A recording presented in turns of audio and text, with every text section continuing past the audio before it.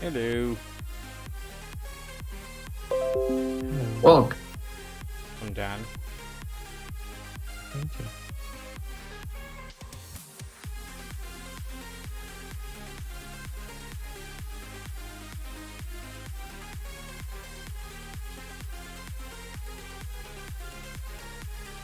Okay, we're gonna be starting in about 2 minutes from right now. Hopefully, Knight would join us, so we can have everybody that was supposed to join in. Nice. oh man, it would be sad if Knight didn't come. I He have has many entertaining views on the RTS. really good views. He has a good way of presenting them as well. Yeah, by shouting. Yeah. Disclaimer: this podcast is not about Reforged. You just gotta have that. We don't have the Reforged ranting squad though. Gonna need a couple of people for that. King, Knight, and a couple more guys. Gronky. Got those Yeah, guys, then you got the entire Reforged ranting squad. To be honest, I always felt kind of sad about the thing. But anyway. Yeah, we've been over that. we don't want to go Yeah. back to that right now. We really don't know. That's why I said at the very beginning, hashtag this podcast is not about Reforged.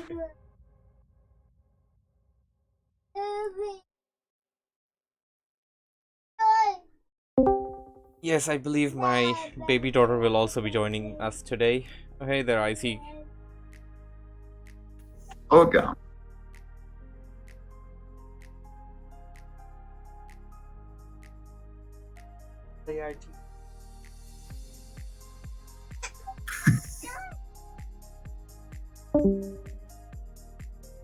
Oh, goodbye.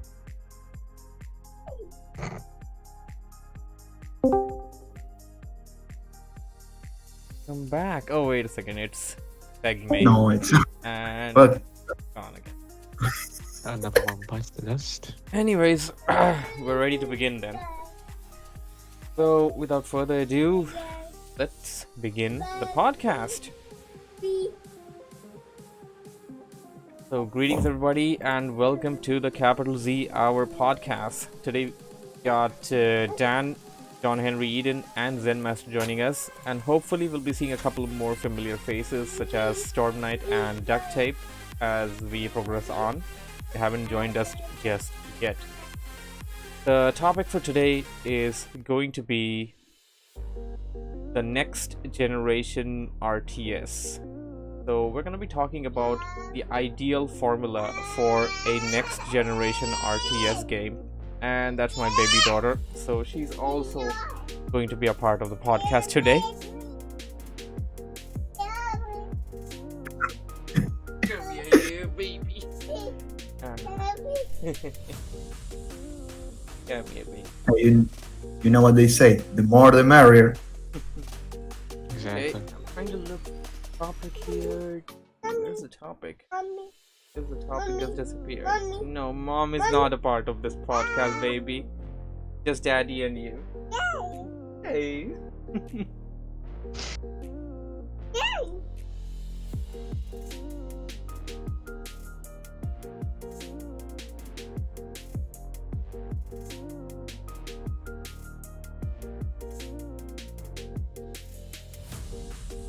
Alright, coming back to the topic now without wasting much time.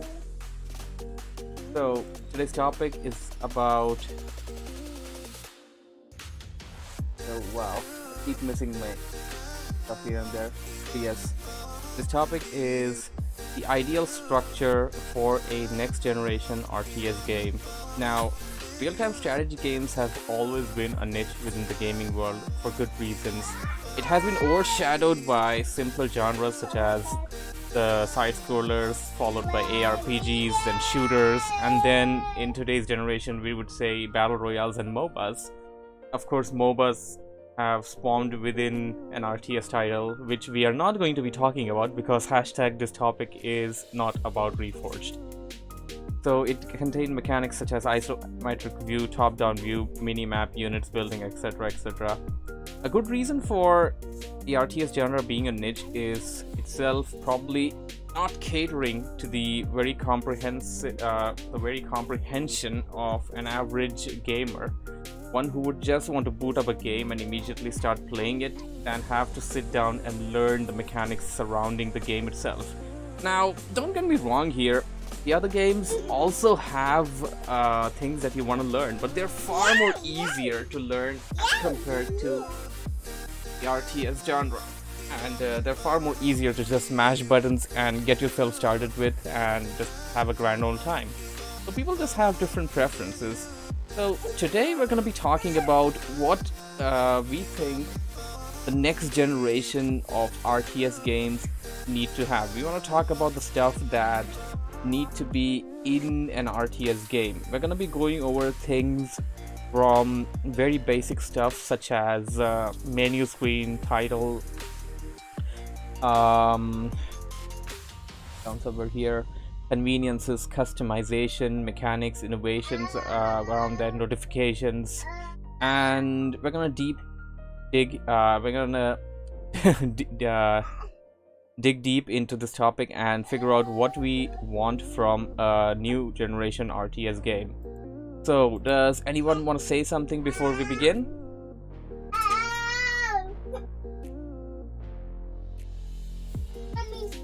Oh, well. Yeah.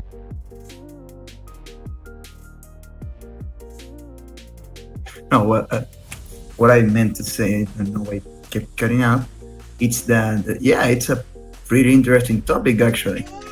Who better than the storm, the capital C RTS community to speak about what we see in RTS games, which do get kind of ignored, as you said. They got replaced by many other genres, more popular ones, of course.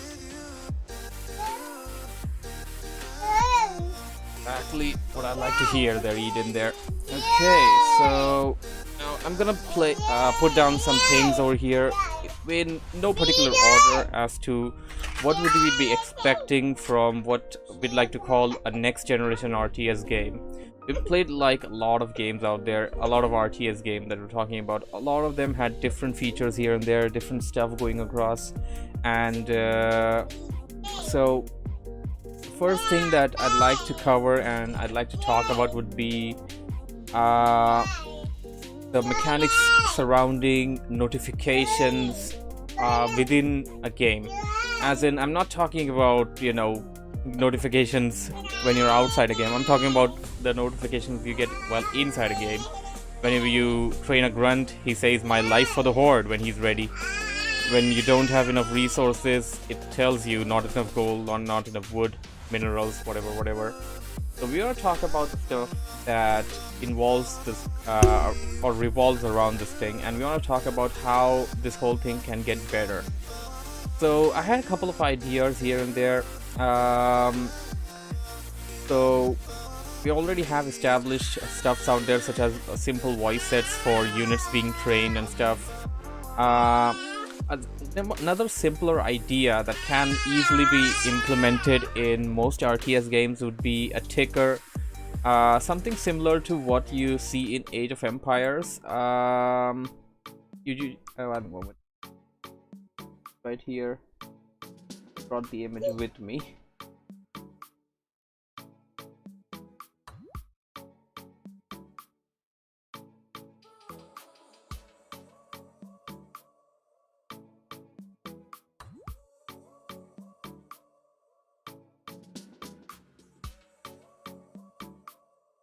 Okay, I got it.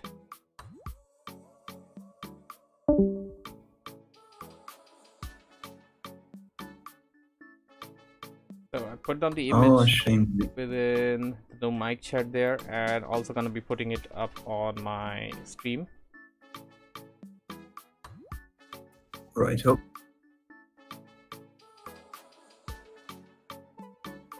So you have a small ticker on the top left, right below the resource column in Age of Empires 2. Something like this can be immensely useful. If you missed out on notification, you can just have a look at the ticker, and of course there should be a log of this ticker as to if players want to just click on that and find out when exactly that action happened, and if it happened at all, if suppose they missed it out. This is a useful feature which can easily be implemented in most RTS games, and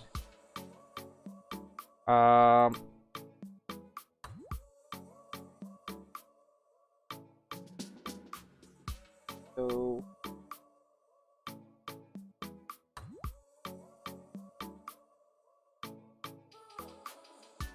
you can have an icon on that. A small little icon representing which unit is done, which unit is under production.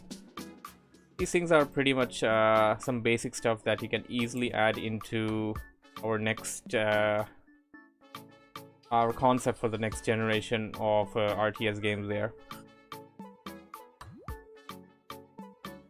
I partially agree with the icons over buildings to see what units you are producing, which would help you out, like to see what, obviously, what units you're producing.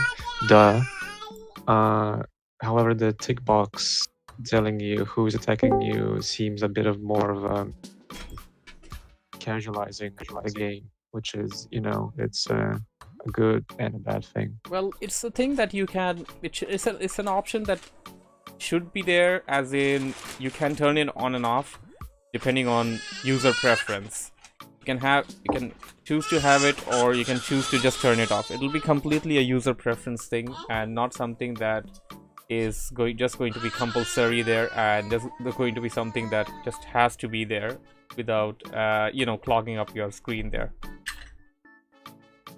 But then again, if we talking about RTS as in a competitive scene, so what is supposed to be the good call in that situation? Good call. I would say having it would be a good idea, but having it in a way that it's not clogging up your screen is also very necessary there. Otherwise, then it'll just be redundant, and it's not going to be solving your problem, plus giving you more of a problem than being a problem solver. You can add stuff onto that, as in, now since we're talking about notifications, it can put up things such as this area is being attacked, and a similar thing can be put up on the minimap as well. Currently, the minimap in most RTS games only, blinks in red whenever a region is being attacked. While that is sufficient, you can expand upon that as well. Small little idea that I had was perhaps have that area glowing, and then also have that area blink with the topmost tier unit that's attacking that area. Suppose you're being attacked by a legion of knights, then an icon of a knight would be appearing on the minimap itself, signifying what is attacking that area, without you having to go back there and have a look. If you're being harassed by a footman at your base, footman icon would appear, which would give you the intel as to, okay, my base is being attacked by a footman. It's nothing too big to worry about.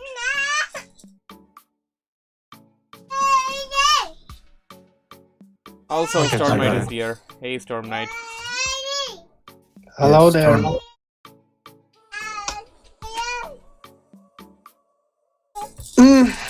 Well,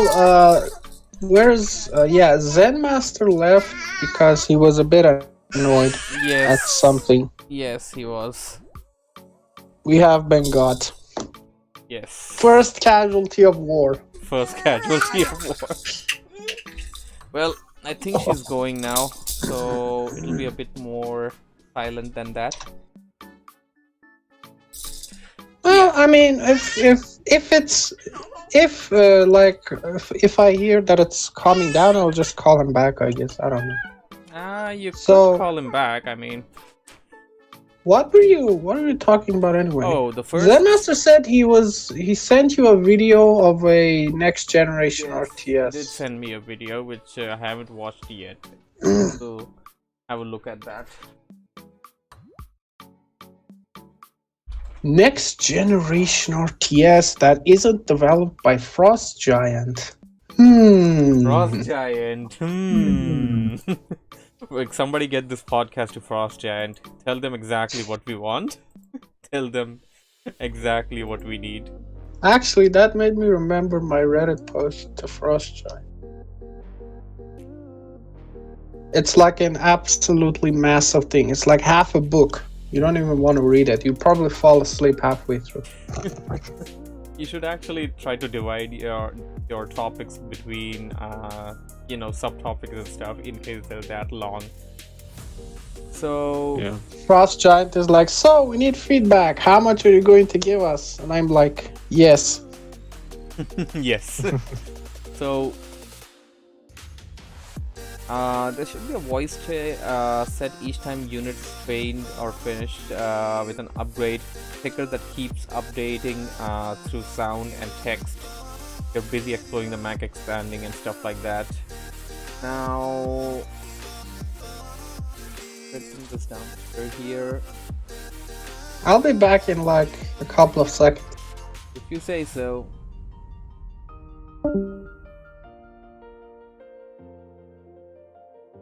There's another small idea. It already exists in the Dawn of War series, which I'm pretty sure most of you guys are aware of. Whenever our units engage with an enemy force, they have a war cry. This feature isn't exactly included in most RTS games, and something like this can be really useful. So if your Terminator squad engages with the opponent's army, then they'll have a war cry, something like meeting resistance or for the Emperor or whatever.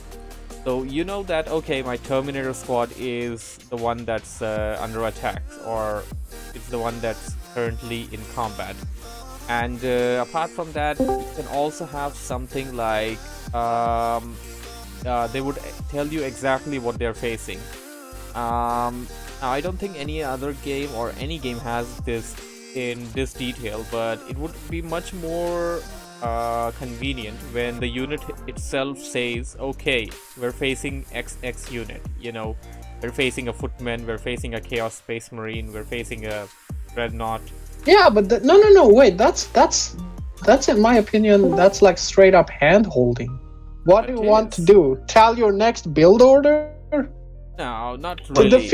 To defeat Chaos Space Marine, please produce Space Marines.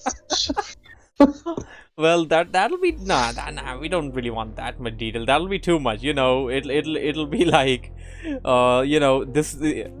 your opponent is training this unit, so you should, and they have this armor, so you should train this unit to counter that unit. That'll be too much. I don't think you wanna do that. I don't think you wanna have it in that method. So yeah, I mean, you wanna have. Let's see. What is this? Convenience. What is this RTS game that Zenmaster sent?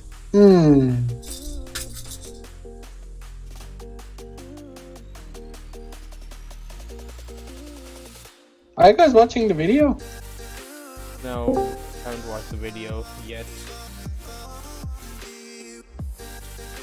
And Dawn of War 3 has one feature, by the way. Dawn of War 3 mentions the estimated opponent's army. Whenever you face an army, it mentions exactly, not exactly, it mentions that your army is facing a weak enemy unit, or moderate or a strong enemy unit. It says that. So something like what game? Dawn of War 3, the one that you believe doesn't exist. Really? That game exists? Yeah, that game does exist. Eden, what is this heresy? So something like a progress bar that represents the amount of time required for your next upgrade and stuff should be available on the screen itself. Age of Empires 2 Definitive Edition already has this feature. Something like this can easily be and should be implemented in an RTS setup, just to have you know what's going on and when your unit's going to be coming out. Like the Age of Empires has one small ticker. Apart from the text ticker, it also has a small graphical representation which you can toggle, which you can have it on any part of the screen. It has a couple of parts there where you can have it, and it has a clockwise animation there, which signifies as to how long the unit's gonna be needed to train. So that's something that can be useful. Another thing that I feel should be a part of the next gen RTS would be customizable pings, or rather pings as in Customizable pings. well, You mean the StarCraft pings? yes, that's exactly what I meant. That you could. There's like a different 5. When you click on it, it pops up like 5 or 4 Yes, different windows yes. of different pings with different colors. Yes, exactly. And the one with StarCraft 2 is actually adapted from Heroes of the Storm, and Hero Storm does it better than StarCraft Wait, 2, so by the they way.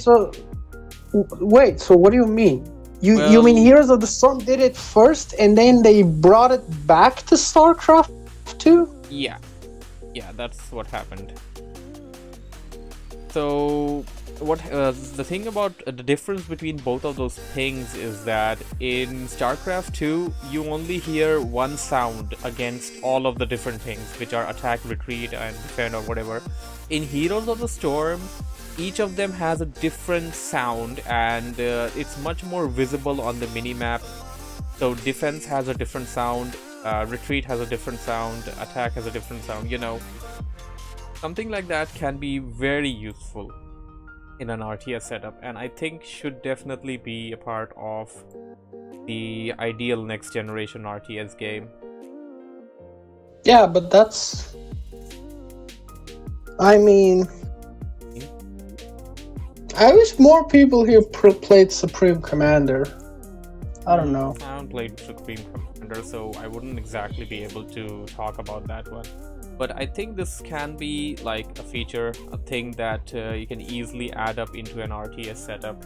You can easily use Just this. to give you a scale of Supreme Commander, there was units, right? They were so big that tier 3 tanks were ants compared to it, right?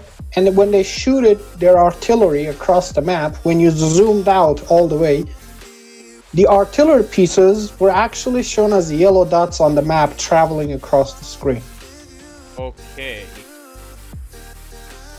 That's big. Yeah. By the way, Silogasm Yes. is here. Hey Silogasm, welcome to the stream. Wait, who? Silogasm. He's the owner of the Game Ranger Discord. Oh, right. Nice. I just Hey. checked at the voice chat. I thought he was in there. Oh no, No. he's on the stream there. So that's the He's on the idea stream. that I had for our next generation his game. And apart from that, you can have something like Age of Empires 2 has sort of a feature like this, but well, you can have something like this in a different way, in a better way as well. So whenever you're teching right on the center of your, top center of your command card, or rather interface, it'll display a progress bar as to, how long it is going to take you to get to your next tier. Something like this can be very useful. Of course, we have already discussed about the unit production queue being there with Age of Empires 2. This is also there in Age of Empires 2. You can also have the upgrade option itself on the interface. As soon as you have enough resources, the upgrade bar would glow. So, you have enough resources. Something like that can easily catch your eye and can definitely be useful for... It depends on the game, though. Like a lot of the Yeah. features you're talking about very much depends on what type of game do we want to see. Absolutely, it depends. So maybe on the type of on a game like maybe like in a game like Age of Empires 2, it would just be considered cheating if you would allow some of these features in. No. Not at all. At least, like, imagine if Age of Empires 2 had the StarCraft 2 ping feature, right? You can have it. I would say just make it a thing. Or It would imagine if definitely be useful. StarCraft 2 had Age of Empires communication voice lines. So I think the overarching premise here. Why not? Like something like that would be great. Actually. Imagine you. So I think the overarching promise here, or like the overarching like angle we should view this from, is that some form of hard mechanic. It doesn't necessarily have to be okay. This game has to have the ping feature and the voice feature and this and that. No, actually, maybe the realization we can take from this is it should have like a hard mechanic that's used for communication. That's like it's not dependent on people using voice chat or any type of chat or even typing. They can just remember the numbers and quickly communicate like that. Yes, Age of Empires and Rise of Legends or Rise of Nations, the games by Microsoft, of course, they have this feature. Something like this can be useful, and you should also have, you can also have something like customization for that. Up till, you could say up till 50 or something would be the game's inbuilt stuff, and from 51 and whatever, you can put down I can easily see up to 100, but okay. Okay. Look at Rise of Legends has 100, so it's kind of normalized for me. Yeah, Eden just pointed out, produce a Zerg Rush now. By the way, why isn't Eden talking? I missed his voice. Why isn't Eden talking? Sacrilege. By the way, Bengalis is here. Hey, Bengalis, welcome to the... And Segme should talk, since I heard last time he really wanted to share some of his ideas. Oh, please feel free to talk about it. Like, everybody's free to talk, everybody's free to put down their ideas. Yes, everybody should talk so much, Stormy Z won't even have time to talk. Yeah, Just steal the conversation from him, guys. I'm just if you don't steal the conversation, it will be stolen from you. Yes, and never forget that this podcast is not about Reforged. You forget that half the voice lines in Rise of Legends are just taunts to tease people. Yes! That's what we need. Exactly. So, I think we have already spoke about... Where's the enemy? Oh, I guess you're talking about the no mic chat there. Okay, 27, that's it. Yeah, that line means where's the enemy. Okay, by the way, if you guys can type on the stream chat, it'll be easier for me to, browse to the stuff, because I'm also having a look at something Yeah, else. stream chat's here. Everybody flood here. Flood here. Whoop, whoop. Yeah, let the floodgates open there. So if Sigum wants to talk, I'm really excited to hear his opinion. I think I've already mentioned something about having, units icon on the map, on the mini map itself, displaying. No, I completely disagree with that. It would take over the entire mini map. No. Listen here. We want innovative ways to have that in. So whenever like a weak enemy unit, forces attacking you, it'll of course have a small little thing in there. Innovative chat. So a small little area covered over there. So what I'm suggesting over here is that have this. You basically want to like have a group, right? Let's see. Okay, control one group is fighting somewhere, right? Yeah. And your paladin is there. You know your paladin is there, but you're managing your base. So basically, what you want is click on your paladin's healing ability and heal the footman all the way from your main base. No. From the minimap. No, not like that. But let me just finish this one here. So what I'm trying to get to is here. You're gonna have this option. So you're gonna have this thing where you can see an icon. We're not talking about many icons. We're just talking about one single icon per small area of an army. So if there's an army near your base, if it's your allies or your enemies or whatever, it'll only display the icon of the highest ranking unit within that army. If it's like a hero paladin in Warcraft, it can be the paladin itself. If it's like Starcraft, it's an army of Zerglings and Hydralisks. But so it'll display a Hydralist there's icon. there's already a feature like that. Like Where? in Warcraft 3, heroes have giant glows, and then Rise of Legends, heroes are like No, an no. icon. But yeah, but that's Like if you look at no mic chat or maybe stream chat, it's like this, and it's like 1, 2, 3, 4. That's how heroes are displayed in Rise of Legends minimap with Okay, numbers, so with you square numbers. Yeah, you do have some. So, like, that's the thing. Within that square, you can have a visible icon, a visible portrait that you can figure out. Okay, this is the highest level of unit inside that area. I will say the Legend 72 just said something. Why not just keep it simple with figures like all number? Okay, that's what he mentioned about. Yeah, that's In basically what reference I. to in reference to Rise of Legends, I guess. Okay, that makes sense. Whoop. Abaddon, why are you talking about Eden? You're just trolling. Abaddon. So yeah, this is something that I feel can be implemented and can be very useful in an RTS setup. Okay. Okay. Let's see what I think. It depends on what. Okay, so here's the thing. How about everybody says what do they think should be the bedrock of a RTS when it starts, right? So, because here's the plan. Some of those ideas that you say are good for some type of RTSs. It's not good for some other type of RTSs. So, we need to like establish that what do we agree on when it comes to the very roots of a next generation RTS, and how is that profitable or marketable to people that are interested enough to get in it. So we can either go like a very traditional RTS, like very traditional. You gather your resources, you build your base, and then you destroy your enemy. We can go to something like Supreme Commander. We can do space RTSs. There's a lot of different stuff. How would water and air units be affecting this whole thing? If I could speak from the position of my own map in Warcraft 3, I actually plan to bring back in sort of like this water mechanic. Not necessarily mechanic, but just use water more and include some cool ships with More water. good...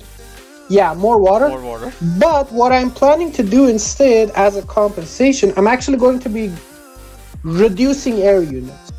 So like air units would be very strategically tactical, heavy units that you can't just mass. So there needs to be this sort of balance, because if you look at Red Alert 3, Command & Conquer Red Alert 3, it had good water mechanics. You could build bases over it. All the building animations were there. And you also had air units. And I personally felt overwhelmed because there was like water, ground, and air, and all of them were like nearly at the same number of units. So that's like an overwhelming part. And especially in Supreme Commander, that's like quadrupled.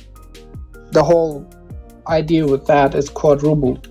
So maybe we should talk about like how does a next generation RTS even form itself? Like, should it just strictly be ground, just so we can market it for esports? Is that something like we need to consider, or? And something that can definitely be debated upon, and really like say if going like a complete ground RTS would be the best idea. That would of course make it much more simpler to balance and everything, but the dynamics would also come down to only ground stuff and all, and you would miss out a good number of stuff that are possible off the ground, in the air, and in the water. Things like that, well, it will depend on what you're making, and if you can actually make something solid, I think it can work out even with that setup. There's also the consideration of abilities in an RTS game, because coming from the angle of Warcraft 3, at least for me, it seems so like it's like obvious, but in my opinion, heroes shouldn't necessarily play a role in an RTS game because it overcomplicates the situation.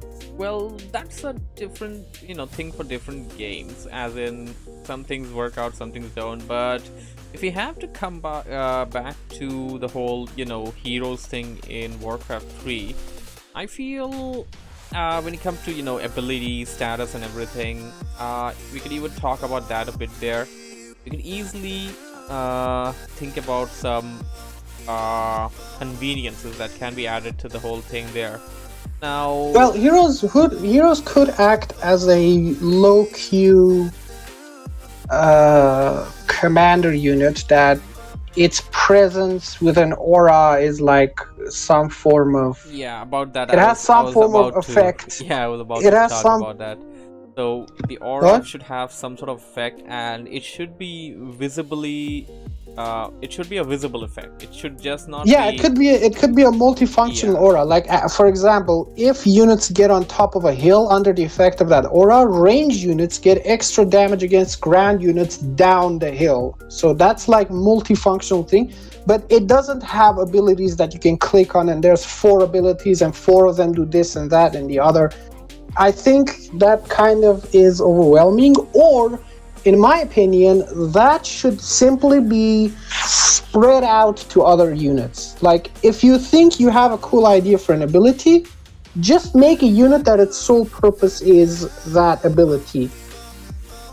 And so you can use that. There's also a discussion about limited units and how could limited units affect the game. Okay, Bengalis has something to mention here. We can include some diplomacy mechanics in the game, not bare bone one we saw in older games, but something like in 4X games, but modified for RTS. Also, I got an idea from Heart of Iron 4. I would like to see an squad-based RTS like Warhammer Dawn of War, but you can design the squad yourself. Okay, so that's some good level of customization there. You can design the squad yourself. That's actually a good template for something. That's actually something that but in the form of pre-designed squads. In the form of XCOM is still turn-based. In the form of Dawn of War 2 or Dawn of War 1, so it's like in real time, it would mean a lot. Actually, it would mean you have to take a lot of time balancing what do you do with those units, because like if there's an overpowered unit, you can just fill your whole squad with those units and then just storm everybody. Well, also, there is like here's a couple of things I can draw from Rise of Legends and diplomatic options. First off, you can gift units to allies with a cost. You can gift buildings to allies. Well, not any building, but like the base city you capture. Like, you can't build town halls in Rise of Legends. There's the town halls you need, they're pre-existing and you can capture them. You can gift those to your allies. You can gift units. You can give resources. And you can arrange diplomacy in a basic way. Like, you're an enemy with this guy or an ally, that basic stuff exists. Peacetimer exists. There's because of how the town hall system works, so since you start with you can't build more town halls, you start with the one you have, and there's the neutral ones you can capture and expand, right? So if you capture one, or the one that you have, I think this is how it works. Sigyn could recorrect me if I'm wrong. I think the first town hall that reaches a palace district becomes your capital. And there's a rule in the game that you can make it so if your capital is lost, then you die. You can kind of create rules like that. Okay, we got some new topics there. Something definitely that can be explored upon and can be debated upon. Something that can be implemented if done the right way. Okay. Yeah. Why isn't Sigyn talking? I'm going to stab him with a fork. This may be a PG-13 server, but I can still stab you with a fork. Yeah, it's PG-13, so you gotta use a fork. It will be a PG-13 fork with a bow tie on it and a plastic fork. So I got another idea which I believe can easily be implemented into RTS games. So we need some, as I mentioned about the aura there, we need some sort of a visual representation as to, okay, this unit is being affected by the aura, rather than just a small little aura itself around the unit. We need something. You can tint the units. Yes, well, tinting would just make it, I don't know, it won't be the best visual representation, but having a sort of a thing onto the unit itself, I don't know, something like Maybe having part of the unit could be tinted, like a very vibrant tint that's visually like you can just spot it, but like it would appear on the borders of somebody's shoulder pads or their sword or something like that. That can easily tell you that, okay, this unit is being affected by this particular aura or particular spell. Something like, you could say a bit something like Inner Fire and Bloodlust, but that completely that's a rather larger effect. I'm talking about something visible but not as big as that at the same time.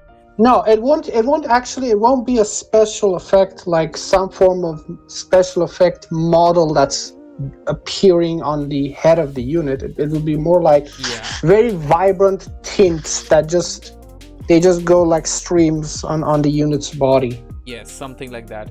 And apart from that, I also had the idea of whenever you have any kind of upgrades, anything within Warcraft, you could say the long rifle upgrades, have the rifles be replaced, the rifles within the riflemen are holding, or have it have some sort of an attachment or something which tells visually tells you that, okay, this upgrade is done. So whenever your opponent sees your rifleman with that, he knows that the long rifle upgrade is visual done. cues. I still think this is like improving upon what we already know instead of like a real next generation RTS. But the question is, what can really be a next generation RTS? A combination of all these perfections, or something entirely new? Well, that's all. What's Segan's idea of a next generation RTS from a template perspective, like the very ground up? We can get to the details later. And apart from just the long rifle upgrades, I'm also gonna be considering the actual attack upgrades and actual defense upgrades as well in there. So whenever so whenever you have like the +1 attack upgrade, I also had an idea, by the way, about heroes. Like, I was like, level basically there's the regular hero model, and then when he reaches, if there is heroes, because we just discovered that we didn't discover, we just we pushed the idea that there shouldn't necessarily be heroes in the next generation RTS game, because it would kind of overcomplicate the situation and conflate it with MOBAs, which sadly is something we have to deal with. But for Warcraft 3 specifically, I had the idea that if a hero is like a regular hero, level 1, he has a model. When he reaches level 5, the model slightly changes to be a bit more improved. When he reaches level 10, it gets a bit more improved, like a bit more fluff on the model. Yeah, we're all for it. I think visual aid should definitely be a thing there in RTS games. It should not only it'll be a visual aid, but it would also have the player feel rewarded. Your heroes leveling up, it looks cooler while you're playing. You want to get there, you want to visually have a look at that instead of just having to have a number and having to have the bigger ability that's you're obviously going to be wrecking your opponent with. Something like that would definitely be something that you want to consider. And coming back to units, like as I mentioned, you're getting the +1 +2 attack upgrades and stuff like that on across your units, such as Marines in StarCraft. You're gonna visibly see some more beefed up armor on them, which is going to tell you that okay, this unit is now upgraded. They're gonna be looking a bit more beefier than what they used to look. Will exactly tell you that this unit has been upgraded with this particular thing there. StarCraft 2 already has something like this, I believe. When you upgrade one of the Marines' armors, they do get sort of a visual upgrade on them, from what I remember. Or do they? Also, you got some chat over here, which I didn't mention out. Yeah, I'm talking with Sigam. He's like, I'm not gonna mention my idea because you won't like it. And I'm like, no. Why won't we? We're all in for Wait, ideas. no, There's like 6 Warcraft 3 fans. They'll rip me. What do you mean rip you apart? Dude, I'm literally a physical shield right in front of anybody who wants to rip you apart. Plus, there's nobody that wants to rip you apart here. And yeah, I mean, we're having an open discussion here. This podcast is not about Reforged. This is not about Warcraft. This is about an idea for a next generation RTS. It can have nothing to do with Warcraft at all. You can just mention what you feel should be a feature within a next generation RTS. Feel free to do that. Like, nobody's gonna stop you. Discussion, and we have a new member join in. Duct Tape. Oh, hey there, Duct Tape. Welcome. You're here. This chat was censored by Duct Tape. He used Duct Tape to censor us. Just use Duct Tape. I got some extra. Anybody needing some? We're accepting Warcraft. Eden, I feel like you're not really comfortable with War Tree's base function. Well, which I'm not, by the way. Like, let me make this clear, especially for Sigam. We're drawing a lot of stuff from Warcraft 3. Because we played Warcraft a lot. In terms of no. In terms of like me personally, in terms of RTS game, I don't approve of Warcraft 3 too much. I don't approve of StarCraft 2 too much. I think they're kind of the extremes of micro and macro, and there needs to be a balance in the middle. So those both are the extremes. And I don't want to go there. Yeah, that's one thing. Yeah, that's one thing that I just mentioned. You want a balance between macro Sigam and says, what do you think about destructible environment in an RTS game? Oh, so yes, that's basically Men of War, but Men of War isn't. Age of Empires 2 also. Yeah, but it's better in Men of War. I mean, it's more like it's just much more better in Men of War. John. Eden says he endorses it wholeheartedly. You know, to what extent is that in Men of War? And I think I saw a reflection of that in Command and Conquer. In Command and Conquer, if you blew like a tower and it fell in the right direction, it could kill tanks and units, right? Same with buildings being demolished. Yes, in generals, that could happen. It could also happen in the newer titles they had, so towers would fall off. But in Men of War, this was like completely like its whole thing. Buildings would have its ins and outs that soldiers could go and then hide around. But the problem with Men of War is that it wasn't a traditional RTS in the sense that. Also, Bengalis supports the destructible environment idea. Oh, I support it Men as well. of War wasn't a traditional RTS in the sense that you could build a base, gather your resources, and destroy your enemies. So yeah, it's a bit hard to balance, but it depends on what we're talking about when it comes to do we aim for fun wholly, or do we aim for balance, or do we try to merge in some sort of idea like that. We don't really have to in that type of scenario, by the way, terrains for the maps of the game that we played on will be absolutely crucially important to balance, because there would be a lot of environment that you could angle yourself and get an advantage on the enemy. Take cover, projectiles moving back and forth, you know.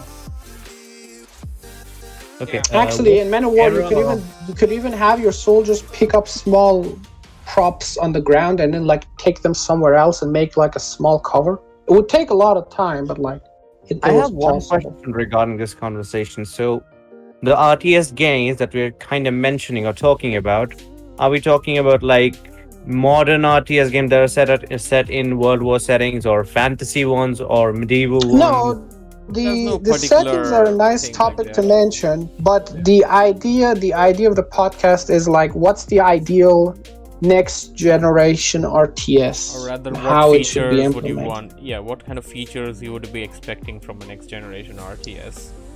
So here's one thing that I don't think this might have been mentioned before, but if you go for a fantasy based or even a techy modern, super modern based RTS game, you have those units that shoot stuff with lasers and shit like that. So the problem with that is microing them becomes too intensive, and for that reason, and like balance reasons as well, I seriously prefer medieval, and I think that's why people still look back on games like older games, for example, even Warcraft. It's fantasy based, but still it has medieval elements in them, and Age of Empires have. I'm gonna Well, keep saying that. talking from my angle of view, and me and Sigum are pretty much the only people who would understand this idea, because Rise of Legends was really the only game that brought this idea. So in Rise of Legends, you have three factions, Duct Tape. One is the Aline, which is a fantasy-based faction that uses the three elements of sand, glass, and fire, right? There's the Vinci, which is a steampunk faction that uses there's a steampunk faction that uses all types of steam-powered machinery, and the visuals of it is a mix between steampunk and clockpunk, right? So you would have like sort of these metal soldiers made out of clockwork. They were called clockwork men. You would have clockwork steam tanks, these different looking, its air units, actually, funnily enough, its air units had these sort of like very thick, it was like basically a very thick paper that rotated and made the helicopters float. It was kind of a nice tint there. And there's the third race, which is the Quattle, which the idea for that race is that some alien race, right, crashed basically on what can be described as the Aztecs, and then they literally uplifted them into technology. They used, what type of technology did they use? So they were commanded by the Quattle gods, and how do they look? They look like stone constructs. They use the power of the sun. They had generators to instantly produce energy instead of establishing trade routes to gain wealth. And what else do I have here? All the heroes, basically all of the heroes also use the energy, which is funny. Stormy should pay attention to this part. The heroes in Rise of Legends, the Quattle heroes that used energy. Energy was the second resource for the Quattle race. So the abilities that they used actually used the resource, but they were more powerful. I don't think like us discussing so much details about it would actually give us any idea, because if they would copy paste that, they can just make a remake or a reboot of that. So I don't think telling me in general talking about all these specific things would help. But the general idea is like there are three different factions and they're completely different how they work, right? Yes. I think that's completely fair and really would be fun in a single player setting. But for a single player and multiplayer experience, I would suggest, that's the same problem that Age of Empires 3 also had. Like all the civilizations were very different from each other. They played completely differently. And it's not as good as Age of Empires 2 overall, even in single player. You just press the Eden button. Right. I know. You just press the Eden button. I know. Well, here's also something I'll mention. So in addition to three completely different factions, I think the theme is very important here. So like, it's not a strange idea, and it would be good for lore attraction, right? So if you want to attract people, there would be your fantasy faction with elementals. There would be your like industrial or steampunk-ish faction with to attract those people, and they would also be your space faction. And you need to create this universe to sort of accept that type of theme, because if your lore is actually poor, written poorly, that whole idea about those three different races or factions will just feel clunky and uncomfortable. So, but if you manage to execute it good, it will attract a lot of people. So, because if you, for example, for me, if you say I'm going to make a space RTS, you're just instantly, I'm turned off. I don't want to do anything with it. Like, I just don't like space RTS. That is a thing there. As in, some people do have the preferences, and space RTS is like a sort of a new genre. Like, it's not, I think, everybody's cup of tea. If you ask me. It becomes more of a simulation game and less of a strategy game, in my opinion, in space RTS game. Like, we see some games like I don't know, there were a couple games on Steam that feel like simulation, like Everspace or something, or stuff like that. Wait. But Gallus says, on a side note, I would say RTS did good when mixed with grand strategy, not a hybrid, but a mix of both. We already saw some degree of success in Empires at War and Dark Crusade. Oh, okay. I would really want to know how Eden tells me about Age of Empires 3. Like, what he thinks of Age of Empires 3. Sure. Oh, what do I think about it? Stuff he wants to say. Yeah, 3. I love it, man. I think it's the best of the whole series. But what other way to say? The single player was definitely awesome. I agree, but I don't agree with the multiplayer. Well, coming to the multiplayer, I gotta put my 2 cents into this one. Already mentioned a couple of times. The thing about Age of Empires 3 in general, whether it be single player or multiplayer, is that it's a pretty solid game.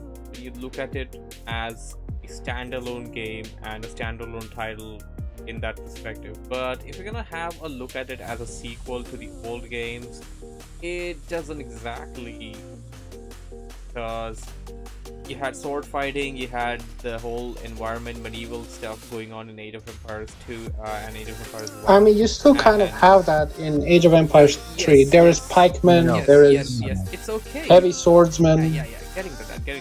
You got everything, you got that stuff. But the thing is, I'm not against their idea of bringing that into the colonial era thing there.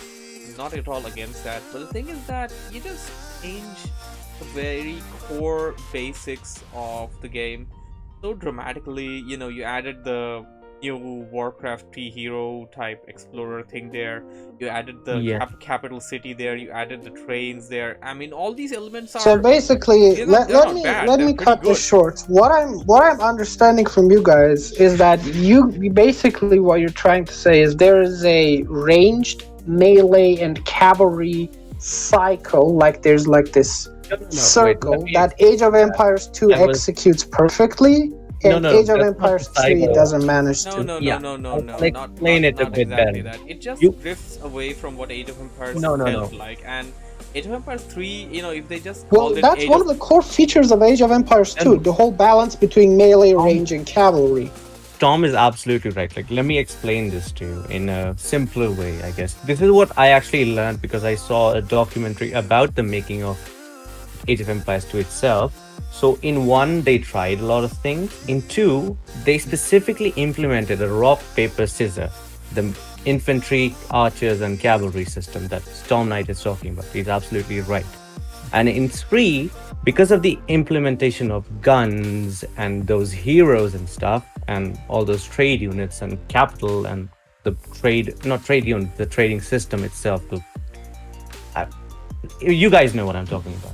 So because of all of that, it's hard to implement rock, paper, scissor efficiently at that point. It's not the devs' fault.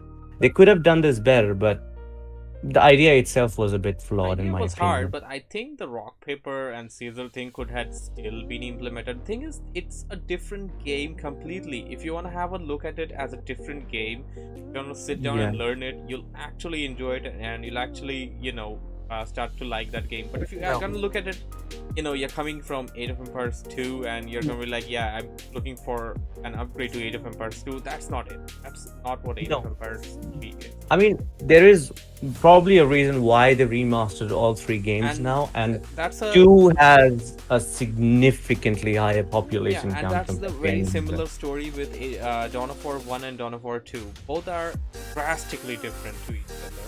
And yeah, Storm Knight just pointed out to me something that Silo hasn't mentioned. This for the second time I saw that. No, I don't really know if that thing is a good idea. They make a race RTS about a race of Sasquatches versus Horde transgender rejects. No, I have no idea about that one. By the way, That's for really everyone, there was a video game. I'll send a link here. I think this is gonna be kind of funny because I discovered it just yesterday. There was a game using the exact same engine as Age of Empires 2, which was a Star Wars RTS game called Star Wars Galactic Battlegrounds. Has anyone played it? I'm gonna Man, send a I link heard about to it. someone. Heard about it. I love Galactic Battleground. That was amazing, right? Yeah, man, it was really well done. The way they implemented all the factions, it was mind blowing. And like for all the stuff I just said about Age 3, I'll give it credit. It was so much more creative than Age 2 when it came to the campaign. Campaign itself, yeah, it was better than Age 2. Like 3 was better than 2 in terms of the campaign. It has its own story. Like they try new stuff. They build something over history. They tie in. They tried. That's really curious. I'm a big fan of H3. No joke, Yeah. I know. But Like, the thing that I love mostly H2, love the game is the but- campaign. Yeah, H3's campaign is amazing. Like I played it back when like in 13 or something because I had played 2 by then. I was pretty happens. So anyway, I played 2 in like 2007 and played 3 in 13. And seriously, 3's campaign holds up. It's still amazing. I think the flaw that 3 comes up with, in my opinion, is in the multiplayer department. Just because they're so different, they're hard to learn, and it doesn't have the easy to learn and hard to master thing going on for it. It's more of a hard to learn and harder to master. Well, I wouldn't agree to that, but yeah, I mean, it's different. It's just different. It's not traditional RTS. No. Okay, I mean, okay, no, that's no. the key point over here. H2 is like almost same when you come to the basics of all civilizations. Almost same. Yeah. So you get the basics down on every civ, and then that's why you get the easy to learn. But in the first era and second era, they're pretty similar. In the third and fourth era of Age of Empires, what did you expect? Well, they're a bit different and they evolve, and you have to learn. So it's hard to master in those fronts. Definitely. It's gonna be And hard to also the master things. rock paper scissors thing is so well, it's easy to implement itself. So I can see why it's tried and it still has a bigger multiplayer fan base, thus the highest sales. Yeah, but there's one key element that most people forget about this, and it's something that goes with what Storm said about the writing of a good RTS game. By the way, Right. I'm back. Hello. Come back, hero. You were summoned. You were wrong, really. Summoned. But like I wanted Yes. to say, I think that the whole thing with the factions being so different and hard to master, and the multiplayer aspect of the game falling behind, is because of the setting of the game. Warfare was being revolutionized, and the game reflects that. As you said, the focus is on the guns, the musketeers, and so forth. But there are pikemen that are really useless within the game most of the time. But what I wanted to say is that I think that they nailed the setting. They are very well implemented in that sense. Perhaps it's not as good to play in multiplayer, as you said, because it's not that balanced. There are some factions that are clearly stronger than others. But each faction has its own greatness about them. I Yes.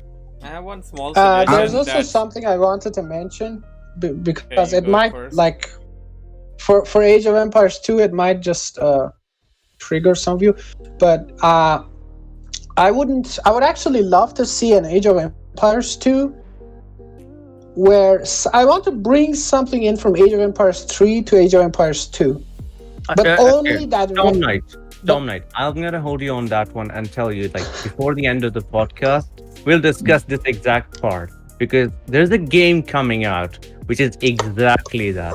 Exactly that. Age of Empires 4 is basically Age of Empires 2 setting, but Age of Empires 3's good stuff. And I'm loving this idea. Wait, so is the whole, because I had the idea that the whole, when you have your own town and you can level it up in multiplayer, right? That wouldn't be bad in Age of Empires 2. None of the heroes, none of the other stuff, and blah blah blah. It's still Age of Empires 2, but you would have like a town to level up while you're playing multiplayer. That wouldn't be bad. It's subjective. It's subjective to people's Subjective. preferences.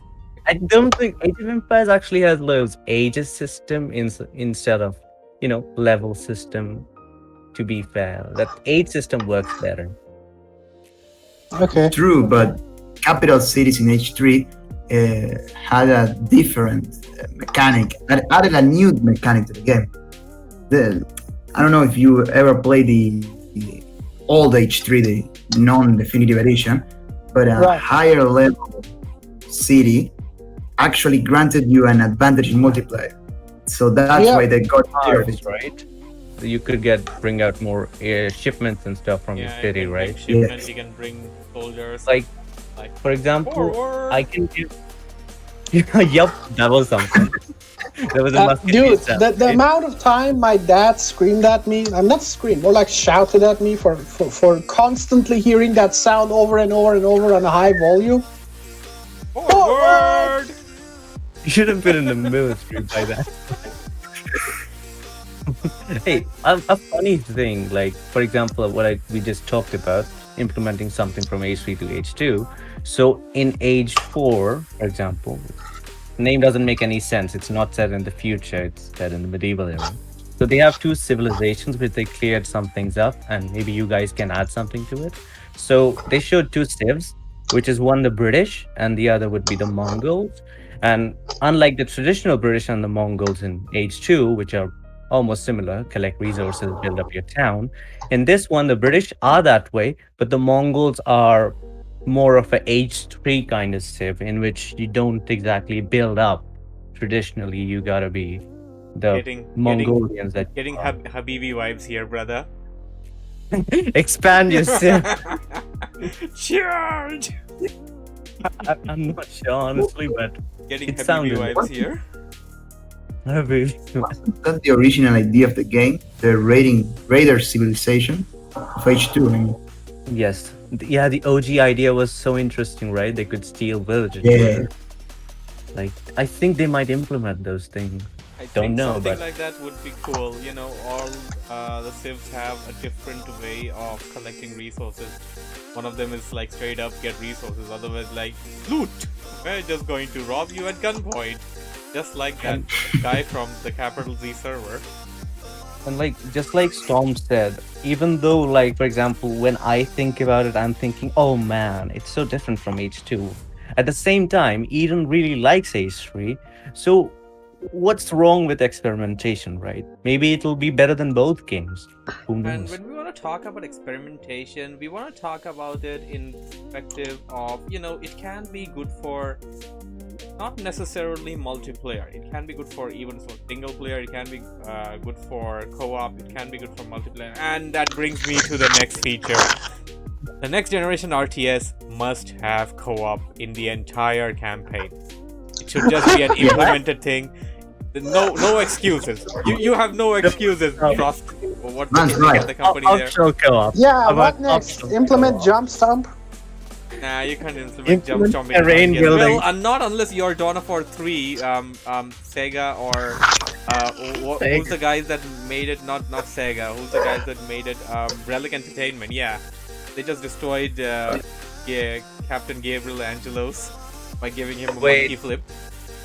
Hold up. Relic is making age cool. Yeah, that's Oh, no. actually a bit worrisome, by the way. One of my friends that organizes Dawn of War 2 tournaments told me We that have been got. he's a bit worried about Age of Empires 4 because of what Relic did to Dawn of War 3. Like, if you're gonna have to look at a game like Dawn of War 3, they did exactly what we're talking about. You know, they tried something different, but the problem is they just went in such a bad direction. Like they didn't go with the Age of Empires 3 thing. By the way, my voice is repeating. Duct tape. It's duct tape. I think it's Storm Knight. Storm Knight. It's your side. Storm Knight. It's your side. What's happening? Voice is repeating. Repeating. Yeah, your speakers. I think you should bring your mic a bit away from your speaker or something. This is amazing. Yeah, double stormy. So yeah, that's the thing. I Guys, can are still you hear sure them. it's I can me? hear them. Yeah, Yeah. it is you. Everybody's double Self-co-op implement already. co-op implementation. So yeah, we're talking about Dawn of War 3. So yeah, that's a bit of worrisome thing there. And they went all drastically different. They tried to combine the elements of a MOBA inside an RTS game, and that ended up failing miserably. They removed a lot of key features from what RTS. Still? Hello. No. It's fine now. It's Nice. better. It should be fine. So yeah, Dawn of War 3 basically removed a lot of good features, and apart from that, they just made. No, Dawn of War 3 is a glorified MOBA. The end, mission accomplished. Let's move back to Eden's Okay. topic. He says the perfect RTS is Age of Empires 3, which is quite the bombshell. Okay. We're not simply going one. to talk about just Age of Empires 3. We want to talk about more features that we expect from a next generation RTS out there. So, if anybody has something to say about that, let's talk about it a bit. I have Yeah, one thing I got that. something. Okay, you go. I got first. something You cool. go first. Yeah, good. When you group units, like their icons should pop up like under your UI, Like just like StarCraft. the border exactly above it. Except you can just drag those boxes to wherever on the screen you want. Yes, So it's convenience comfortable. like that. Yes, absolutely. And one more suggestion I'd like to put into that is that you should be able to customize the UI as to how you want it. You can either make it an old school UI like Command and Conquer and Warcraft 2, where you can have the UI on the left, or you should be able to, move your minimap towards the left or right or wherever. You should be able to resize the minimap. Now, think about this: having a And some big-sized minimap, there's something I also, by the way, Supreme Commander, when you zoomed out and you kept zooming out, the entire thing turned into a giant minimap. Yeah, So, something like that uh, should be there. I think these features should just Like, be inherent in the next RTS genre. So RTS one game. other idea, one other feature. This is not necessarily a brand new idea, but it's a small little mechanic that's so good. I just wish literally every RTS did it. So in Command and Conquer Generals and above games that you played from the Command and Conquer series, when you clicked on your middle mouse, your mouse pointer would turn into. Well, it would enable a function that when you just moved your mouse, your screen would move. You didn't have to move your mouse to the edges of the screen. You would just click yeah. on it.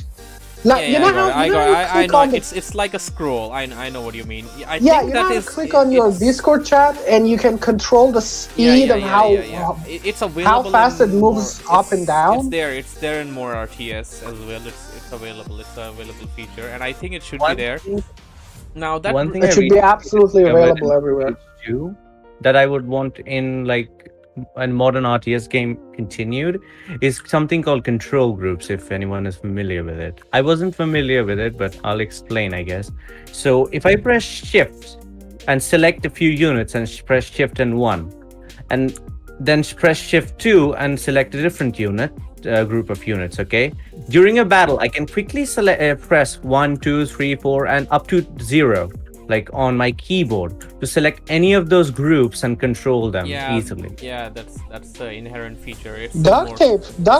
That's like one of the most basic RTS features. I don't know how you're not notified of this.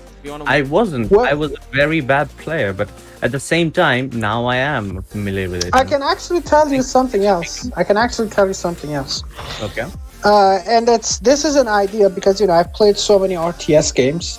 This comes from somebody who played Armies of Exigo, and what this RTS allowed is basically you have Control 1, you have Control 2, you have Control 3 and 4, right? So you can individually select those groups and then command them, right? Yeah. So what Armies of Exigo allowed is basically you could map those 4 groups into Control F1, right? So if you want to instantly select the first 4 groups, you would press F1, and there you go.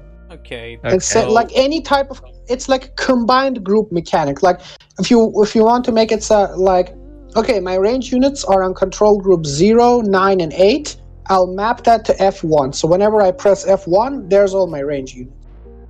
Okay, that can be a useful thing. One more thing I'd like to point out, since we are on the topic, at this idea, and I think this can easily be implemented. You have something known as the attack ground option in RTS games, in most RTS. So usually, or rather in most RTS, you need to hit A and then click on the ground, so the units walk towards that area and attack if they engage with any kind of enemy unit or hostile.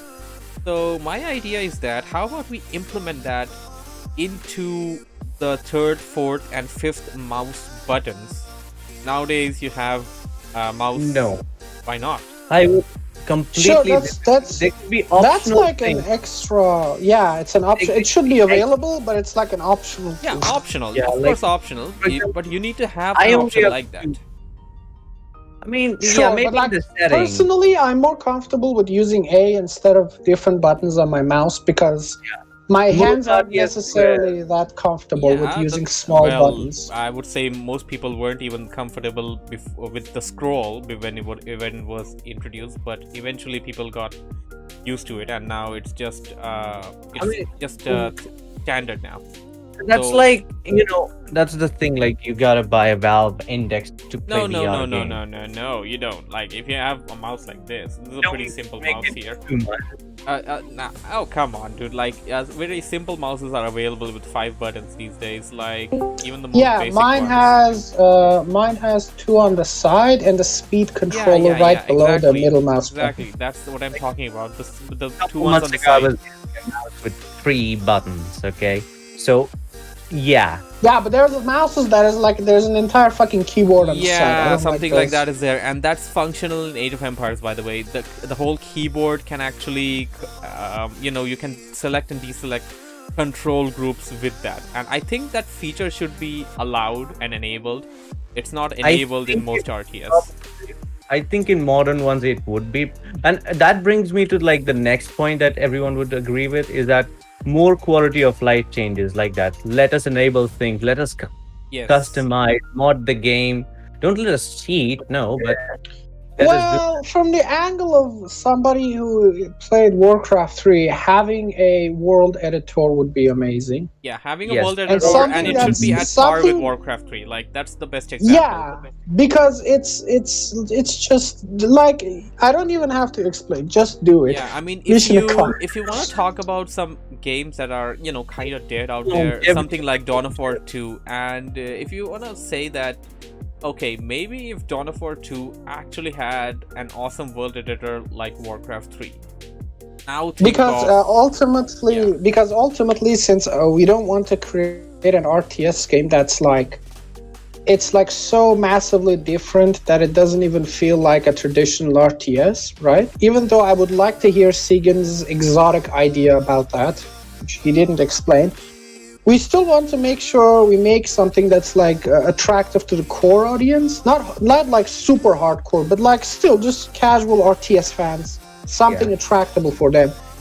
that unfortunately isn't necessarily that much attractive to people who play third-person games and FPS games and MOBAs, right? So how do we compensate the level of attention and survivability, the longevity of the game, is by planting some sort of world editor that people can explore and create different scenarios. One more Yeah, thing like that's increases the relatable to the world cut- editor that I'd like to put in over here. Sorry to cut you out over there. I just want to finish this one simple point. So I'm pretty sure the guys that played Warcraft know that it's very, it's not very easy. I mean, it's very doable to have a third-person mode over all of your units with the world editor. Yeah, like you can place Yeah, that's third-person entirely camera. possible. So The I first think- person, yes. the first person is hard to do, but third person is entirely possible. I think something like this should be like implemented in all the RTS. Like, despite of having to play competitive, if you want to play casually or if you want to play campaign, you should be able to click on a unit and then go into the third person perspective and just have a grand old time with it. I think Ancestors Legacy has a feature like this, and a feature like this would be, I think, be welcomed, and something like this can actually attract, the non-RTS crowd. They're looking at a top-down perspective, and then they look at this. You know they're like, what? okay, What this actually else looks would interesting. attract? I You know what think else would this one attract the marries into non-RTS the fact crowd? that- I have like a brand new idea right here. Now, So- just let Duct Tape speak up. I think he's been waiting. Sure. So, So, Dawn like, of time. these incredible features that we are talking about, and especially the one that you just mentioned, like, for example, you can just change perspectives, and that would genuinely attract so many more people. They're like, oh my god, you can do this stuff. Like, curious people yeah, they yeah. rush to buy it. But here's the thing. We don't necessarily have to implement everything, like many things in the game, but do like have the game be moddable from inside the game from everywhere. Well, So you can make custom stuff in game and like let the players do this stuff by themselves, like change the game. yeah, that's okay. Have modding there, but this is just a third-person view. Most of the games already have a thing there which you can, go into. You can zoom in, zoom out, and stuff like that. Having this wouldn't be that hard. Having a button over there that would just go into the third-person view of that particular unit, and then you can exit it anytime you want. By the way, it's not like you're gonna control that unit with like an FPS or third-person thing there. If I can interrupt here because I have the most knowledge on this. Wow. So basically, in Men of War, you could select individual units, use the tab button or the end key to take control of an individual unit or an individual tank, and you would be able to rotate its different parts. You would be able to angle your shots to be perfect instead of leaving it automatically to be done. That whole mechanic was really cool. So it added a new layer of micromanagement that you had to do. There was the grander RTS. The units, the soldiers were smart enough to move around, and like when you actually started to select like a group of 20 soldiers, and then you would click attack ground, and you would click somewhere. They were supposed to purge everything, right? So what Men of War's AI had, like if you allowed the function, like if you turned it on, they would go individually and they would continue to push the attack. They would use their grenades. They would go from cover to cover, not too perfectly, but they would try to do that if you flip the option on. So that's something that's that's cool, right? But on top of that, you could individually take control of them and angle your anti-tank grenade directly at the engine of the tank so it died. And on top of that, the hybrid idea I had for a brand new RTS is something that an RTS that allowed you to switch from third person to RTS. And how the game would set up is you would require, you could build a traditional RTS to be played, right? But for this extra idea, including that mechanic, here's how it would work. So in a 1v1 match, you would actually need 4 people, right? 2 people of the either team are controlling a third-person controlled powerful character, and the other 2 people on the on their each side of the team are controlling the entire base from an RTS angle, managing resources and sending troops. I So- think I've seen one of the games out there that was similar to that. The only game I've ever played that's even remotely close to that, it's a really old game. Age of Empires It's called No. no, it's called No. Wars. No, it's called Wars and Warriors Joan of Arc, but that's more like a third-person game that you can go to RTS mode with it. The units, the AI doesn't necessarily respond that well, and they get stuck in places, so it's uncomfortable, but they try to do something with it. That's why I remembered the hybrid idea. I think there was also another idea for the same thing I talked about, except it got cancelled. Like there was a modern version of that game, of that idea that was planning to come out, but it got cancelled. Improved pathfinding. Yeah, I mean, basic stuff like this definitely needs to be a part of RTS. Another thing Okay, that I that I just got agree remembered would be, I believe having formation and stances is also kind of necessary in RTS games. Some RTS games have these options, some don't. Formations are very necessary when it comes to Formation. micromanagement. They were introduced back in H2, I remember, The at least for problem is me. that H2 is so amazing that it has so many features which sadly, all of them just didn't get carried forward to it. Next, even the next Age of Empires games in themselves. I mean, probably that's why H2 was remastered again, and now it's Back to best the game top. ever. There's also something to consider, like a little bit of basic stuff. So, going back to what Sigim was suggesting, destructible environment. We can expand on that, but just on the troops themselves, on the units themselves. So, something like trampling. Your tank would just mow over troops Oh if yes, they get caught. definitely. Or something how like that would be cool. how would collision be? Would it be like StarCraft 2, which is you still have a collision? Like, yeah, units would move away when you moved because of the smart AI, but there's like still a definable collision. But then there's some other games where units just move through each other, because to have collision in those games would be like an absolute nightmare. So they just move through each those other. are a bit, For each other is completely no. They should collide, yes. I think collision should be. Imagine, well, Duct Tape, I have like something cool to mention to you about that. So there is Command and Conquer Generals, right? So imagine if units had air units had collision, and air units Whoa. just bumped into each other and crashed. Well, Holy, that would be amazing. That's Suicide, like suicide air FPS. units just crash into the enemy. Crash. Yeah, that's a bit similar to that new game that's coming out. What's it called? The Daka Squadron Warhammer. Daka Squadron. Yeah, that. Wait, did not it already come out? it's already I out. don't- It's already out. Yeah. It's actually already out. War was already. Let Link me me the post demo. our traditional Daka. Daka. There is not enough Daka. about me. I don't understand this. Oh, I also heard that.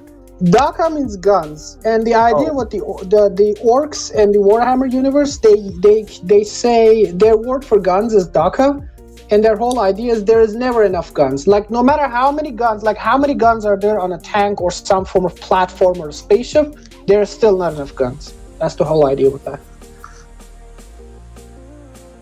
So, I had another idea, and I think everybody would want to have a take on this one. Everybody will have a different Everybody take your opinion. pitchforks. Yeah. So, we've already talked about a lot of stuff like conveniences, the way units look and stuff like that. So I got something that was available in some old games that I'm gonna mention. What would you think about a split screen mode within an RTS? As in, you're gonna have to push a button, and then your screen splits into two different screens. So you can Only have. possible with a game like Halo Wars, if I would, Well, because no. it would allow Actually, controller and a mouse. no.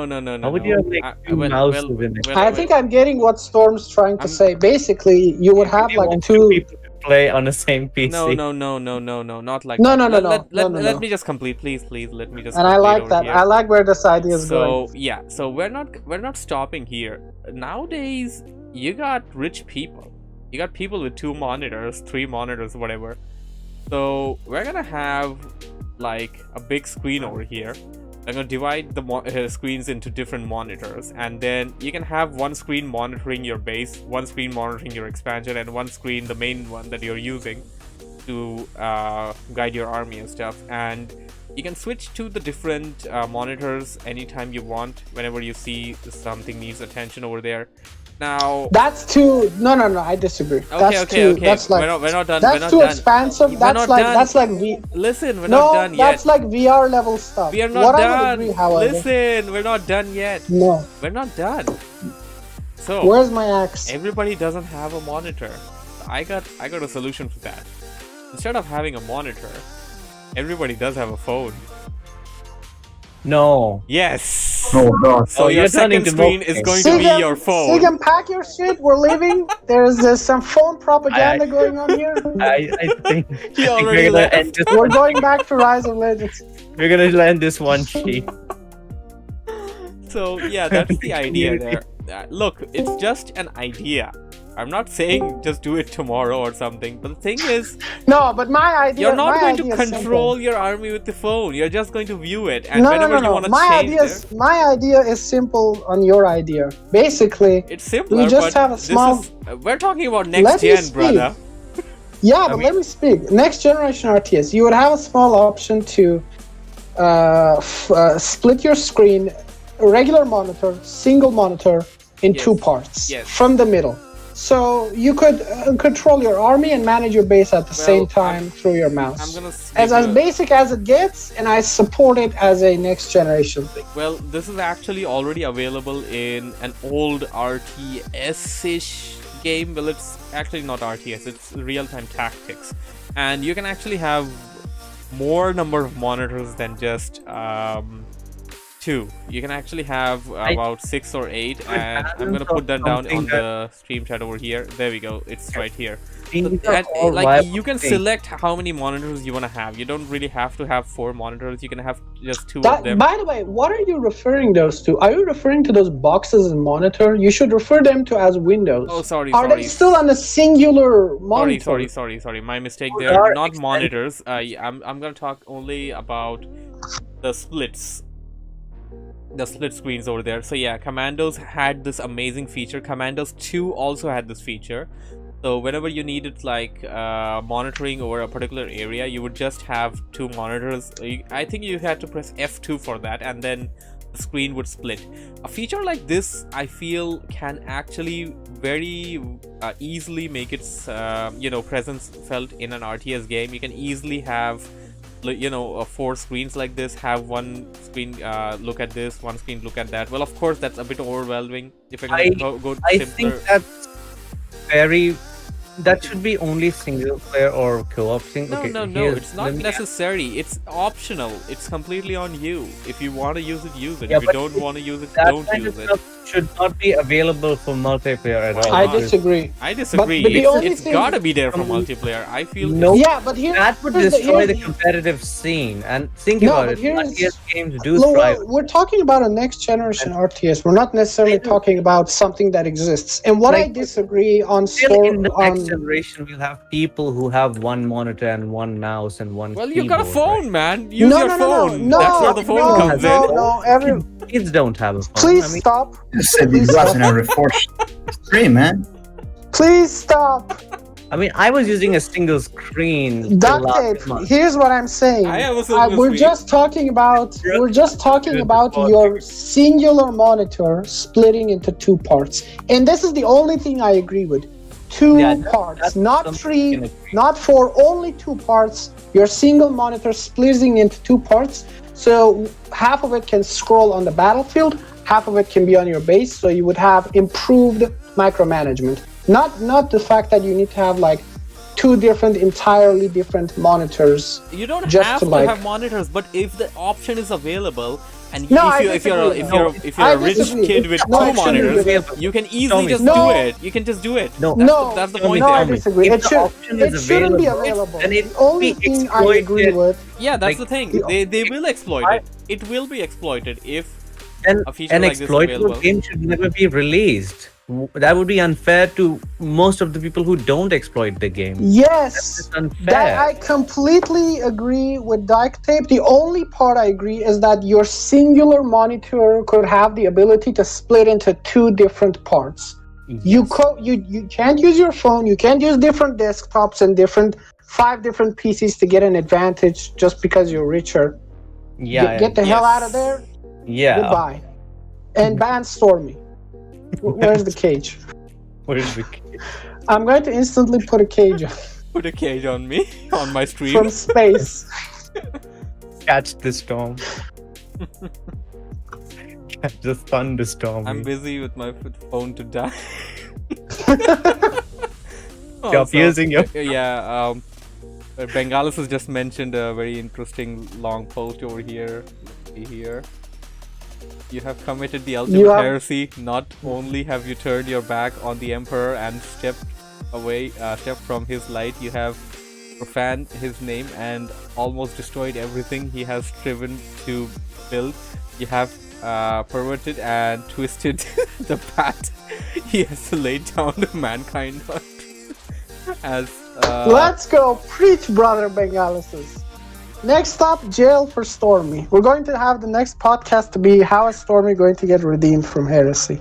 Storm Yes. will never. That's I- very good. Redemption I from don't heresy. freaking serve the false emperor.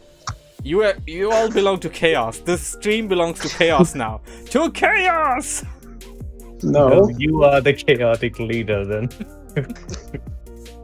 Yes, I brought you all 40K here podcast now. just like the guy from Chaos Rising in Dawn of War 2. I'm gonna corrupt each and every one of you. I'm gonna get into your head.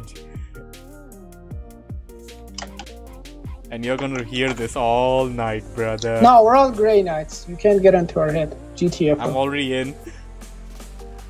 Oh yes. Don't you guys have Yeah. phones?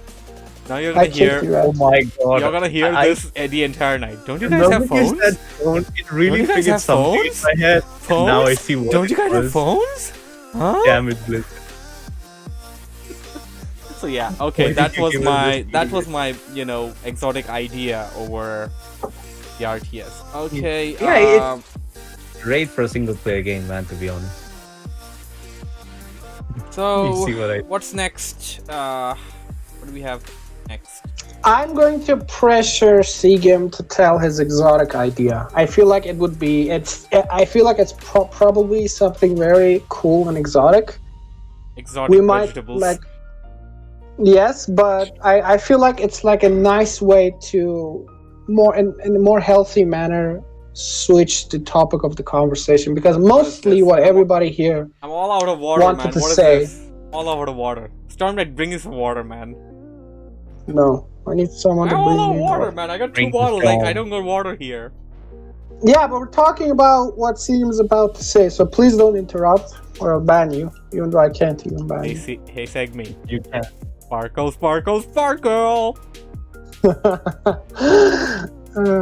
Yes, I did some heresy about phones. I'm not going to answer. Come on, man. There's no phones here. We disputed that. Stormy is inside the cage now. He's not coming out. He is permanently banned. I'm banned on my own stream. Yes. That would So- be Two, next. two people just agreed with, and 3 people just agreed with that. Wow. People just hate phones. You guys hate phones. Wow. You guys are racist Yes, against there's- phones. When, And when you racist play in video- general I against am- mobile I am- gamers. I'm mobile. How do you call them? Yes, against phone people. Anti-mobility thingy. Ban all the phone people. Phone guys are heretics. You know, guys that play games on I'm, phones are I'm, heretics. I'm phonophobic. There we go. I'm phonophobic. Phonophobe. Now, Destroy your phone. Throw your phone. Give your phone to me. the race of phone people. The phony I'm phones. phonophobe. Yes. Give me your phone intact. Come on, so I can Seagam. take care of it. Exotic ID in 3, 2, 1. I'm waiting. Speaking of exotic ideas, how about No. Clash of Clans makes A PC RTS game. I think he's drunk today. You know what? Since I'm a moderator, I can technically teleport everybody to a different chat. Wow. A better Oh, no. place, if you would. Yes, a heaven. Well, Free from Stormy's corruption. free from Stormy's corruption. Not until Mobile Stormy. gamers aren't gamers. Well, I'm technically the owner of the server, so I can just Temporary alliance. delete every single other chat, and you guys will have nowhere to go. You cannot Anyways. delete our spirit. Delete out your spirit. I will delete your spirit. Everyone will be deleted. Delete. We'll keep trying. Yeah, you got more references there. So I guess I'm out of ideas for our next generation model for RTS. So the stage is yours. Hashtag this podcast is not about Reforged. Yeah, sure, Perhaps. whatever you say. Perhaps. There's always the Reforged somewhere. Or Well, you at least don't have- Warcraft is there. Well, you don't have the Reforged ranters here. The big ones. You don't have Mr. It does more damage. Wait, what? Asking. Whenever we played Oh, cards, he would dictate us as to which talent we should pick, and then used to tell us the excuse. Yeah, but like you wait, everybody hold on. does more stage- damage. Yeah, but the stage was supposed to transition to But it Sigem and does it more didn't. damage. Please just stop. Sigim, Your the stage is heresy. yours. Tell us. I'm getting PTSD about stuff that I haven't even experienced. This is new. Yeah. It's not really that traditional or something. It's going to be very weird. So the main idea is that you don't have like a casual map, like some small area.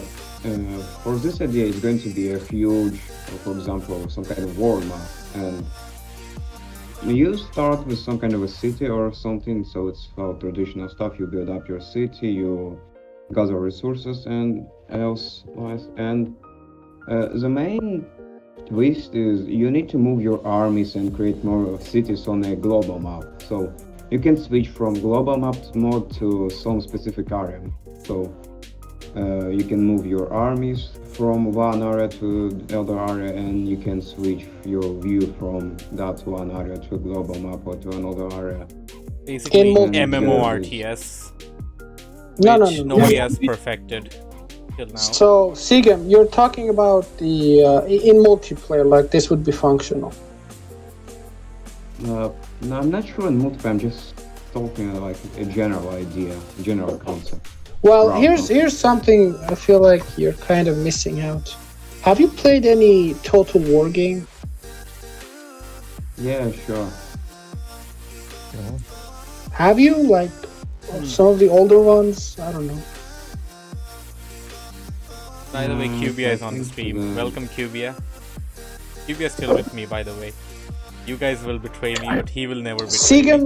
What Sigem just described is basically how the Total War games function. You know, Medieval 2, Not Rome. really, and it's Really? Oh. not exactly, but okay. Look, so it's not really like that because, okay, how do I say that? For example, you could send your one army to fight another army, and you can just live in fighting. But at any time, you can just switch up to your main city, do some stuff here, and then just switch back to your fight and help your units. So it's But Total you- War, but the turn-based mechanics are gone. It's in real time. That's Yeah, gonna be a bit just like hard to kind of a- manage, but you probably I gonna actually need some- like that idea. To be honest, I would like Creative Assembly to make a version of Total War that the global map and the battle map is all in real time. So There basically, is no turn. you're up on your side. Yeah, Everything you're, is in real time. in real time. Yeah, Imagine so- real-time campaign. Yeah, so like when you Yeah, it's start the kind of like campaign, it would like entirely be in real time. You can't just leave on your turn and then go drink coffee and then come back 5 hours You're later on- and you're still yeah. there. Your base is Yeah, destroyed. because you still didn't decide whether or not you want to move your army from A to B or B to C. Well, So it would Yeah. literally for be in real that- time. Yeah, that you're gonna have some you're gonna have to have some elements like save zones. Okay, you're gonna be like, okay, after this fight, I don't have any more time to play.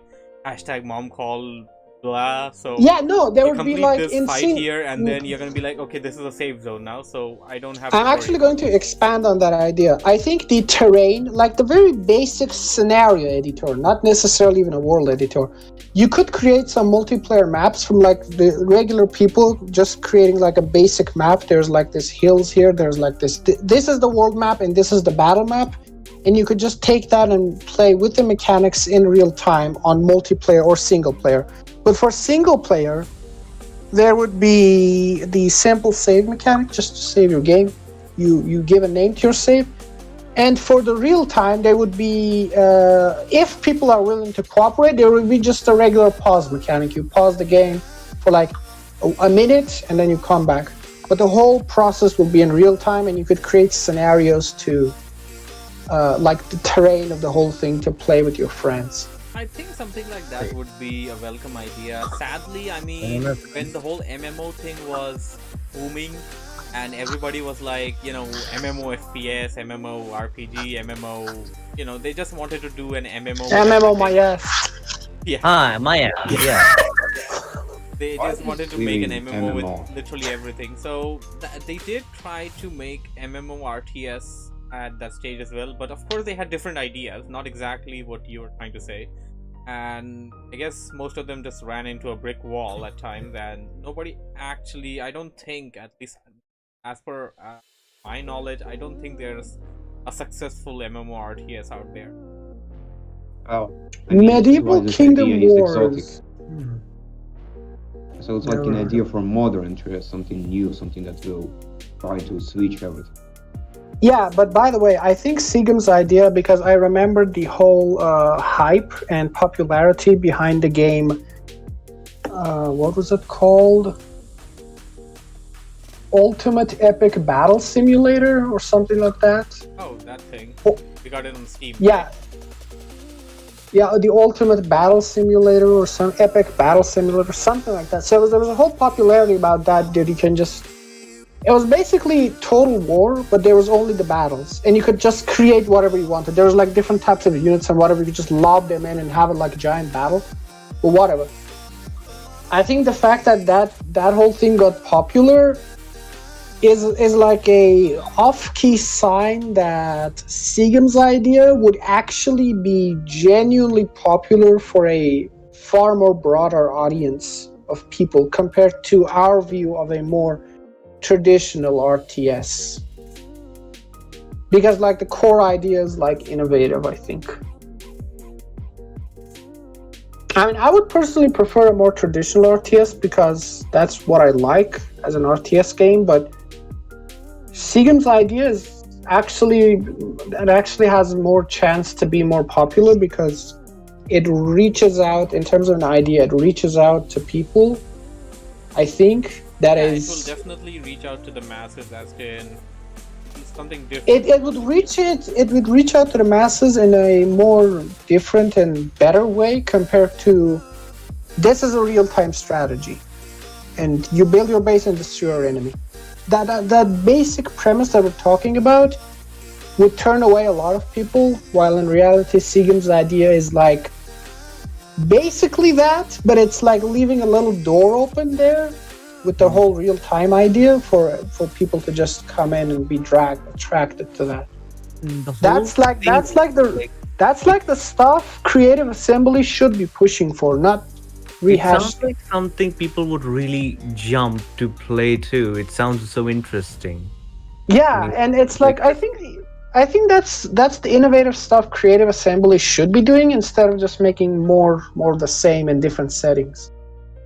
Like, even if it's not the best implementation, just the fact that they tried so much new, and not just new, old and new, and would be fun to at least try, and maybe it'll be excellent. Like to The put one and only Cubia has returned. Hey. Where is the red carpet? welcome The to geometrical friend. welcome. The strange. Mobile gamers aren't gamers. Just saw that meme.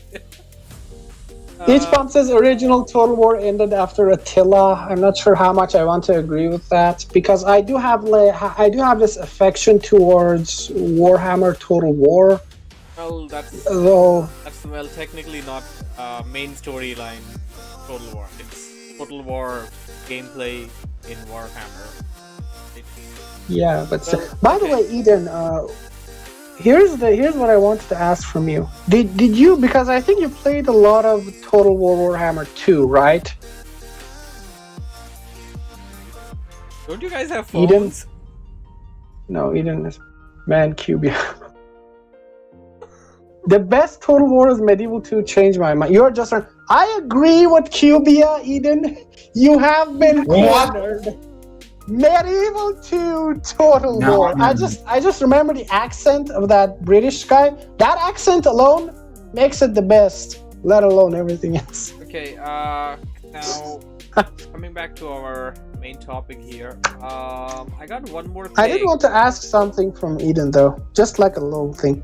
Since you played Total War Warhammer 2, how hyped are you about hyped are you about Total War Warhammer 3 when it was announced? I want Total War Hammer 40k than anything else, to be honest. Anyways, Eden, please. Yeah, I'm pretty hyped, man. I like what they are going for. I'm not necessarily sure if I like the setting. I don't know. What do we want? Like it kind of feels like low-key scummy. Like, what do they want to do? Is 3 going to be basically 2, but just more? It's basically what 1 was and 2 was. Total Warhammer 2 was just Warhammer 1, but just better. So they improved upon. If that's what 3 is going to be, it feels a bit scummy, like just a bit. And I didn't necessarily like that trailer. I'm not sure. Anyways, let's get to the next one here. So next feature, or rather thing that I'd like to see in our next generation RTS games would be fully functional replay and watch live game feature. So I'm gonna put down a screenshot over here. But again, chat. So you mean you could add your friends, right? So I'm drawing from my experience from For Honor. So what would you do here is, I could log into For Honor. I mean, I don't play it right now. I've stopped playing it, but yeah. So I have a list of.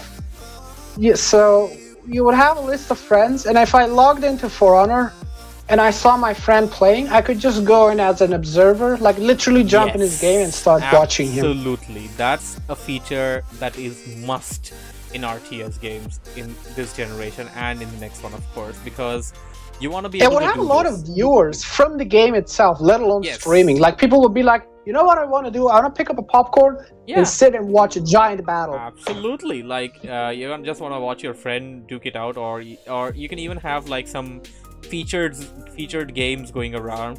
So this feature currently, as per my knowledge, is only available in 2 games. That one of them is Company of Heroes 2, and one of the other is Age of Empires 2. And I don't think any other games have this feature right now, which I feel should be a part of the next generation of RTS. Main reason like why Age of Empire 2 is coming up so much in this conversation, it's not just because I'm a Circle Jerk kind of guy and I like mentioning that game. It's because that is one of the only RTS games that still is in development after 20 plus years. Like, it's still going strong. Yeah, and not just in development, more like a healthy just ram the door type of development. Just get in and start. Just got another DLC, my god, and they're still expansion more and so forth. They're just making it better and better. They not stop. So a little bit of like a side little, kind of be a disadvantage, but like I'm not sure. Like it was like just a small idea I had. Maybe you would select and control your units with your mouse as usual, but maybe there could be a voice function for the very basic commands of a unit. You would just say stop, you would just say hold position, Yes. You would just say attack, and your mouse would reflect by turning into what it should. So stop doesn't need anything to do with your mouse, but the units that you selected would apply on them, exclusively on them. But so like if you had a group of selected units and you would say attack, your mouse would just turn into the attack thing, so you could just click. So it just removed that extra step by you just speaking. So Well, You also basically we can implement an AI. What we can do is implement Siri, Cortana, or Google into Warcraft, or no, I don't want Google in my game. Google stuck their noses in enough places. I don't want Google in I'm my- not saying I'm the gonna actual ruin everyone's day once actual AI, but having the AI in an actual AI within the game itself. That's the game's AI, not Google itself. So you're gonna be like attack towards the west and the No, none of that. Just say like. Why not? No. Next Look, here's the generation. thing. Stormy and Storm Knight. Not to the word. Calm the storm, guys. I have something for you. Age of Empires 2 also Where's- has that. What? But you can tell the AI what to do, not with voice, mind you, Storm Knight, but it could be implemented the way you just said. But text-based implementation, you can legit type something and the AI would do that exact thing. That's the exact event that's true. going on. Well, Game. that's So the one, that's two, or three actually feature. nice for allied AIs. That's nice for allied AIs, and I would Allied. like there to be. Yeah. So here's one thing that they thing could that do. Tom said, okay, 1 second, I'll add something because your idea was incredible. Like even stuff like group 1, group 2, attack, and from like small stuff, it could be useful for even disabled people, maybe if they want to play such games. Yeah, you can Or disable or enable it. Yeah, you can That's disable true. and enable. Cubia, I don't know Age of Empire lines. Sadly, I only know Rise of Legends voice lines, which nobody else knows besides me and poor C. I know 11 means laugh, but I'll just tell you guys one thing. 44 means laugh in our game, so just remember in case I used it. 11 is superior than 44. 11 No. is left for me. Yeah. So anyway, here's a couple of things that I remember. So, dragging from like the limits of what we can do. First off, if the StarCraft 2 ping system was available, the advanced ping system to communicate, the idea is communication, right? So, if that was available for players, I talked before about how we should either have that as a form of communication or the voice commands. But now with the whole topic changed and Duct Tape expanded on this, I think that should be available for player versus player communication. But the voice commands from like 1 to 100, they could be used for allied AI commands. So you would just give commands to your allies from 1 to 100. That's exactly what Age of Empires 2 does. I did it 20 years ago.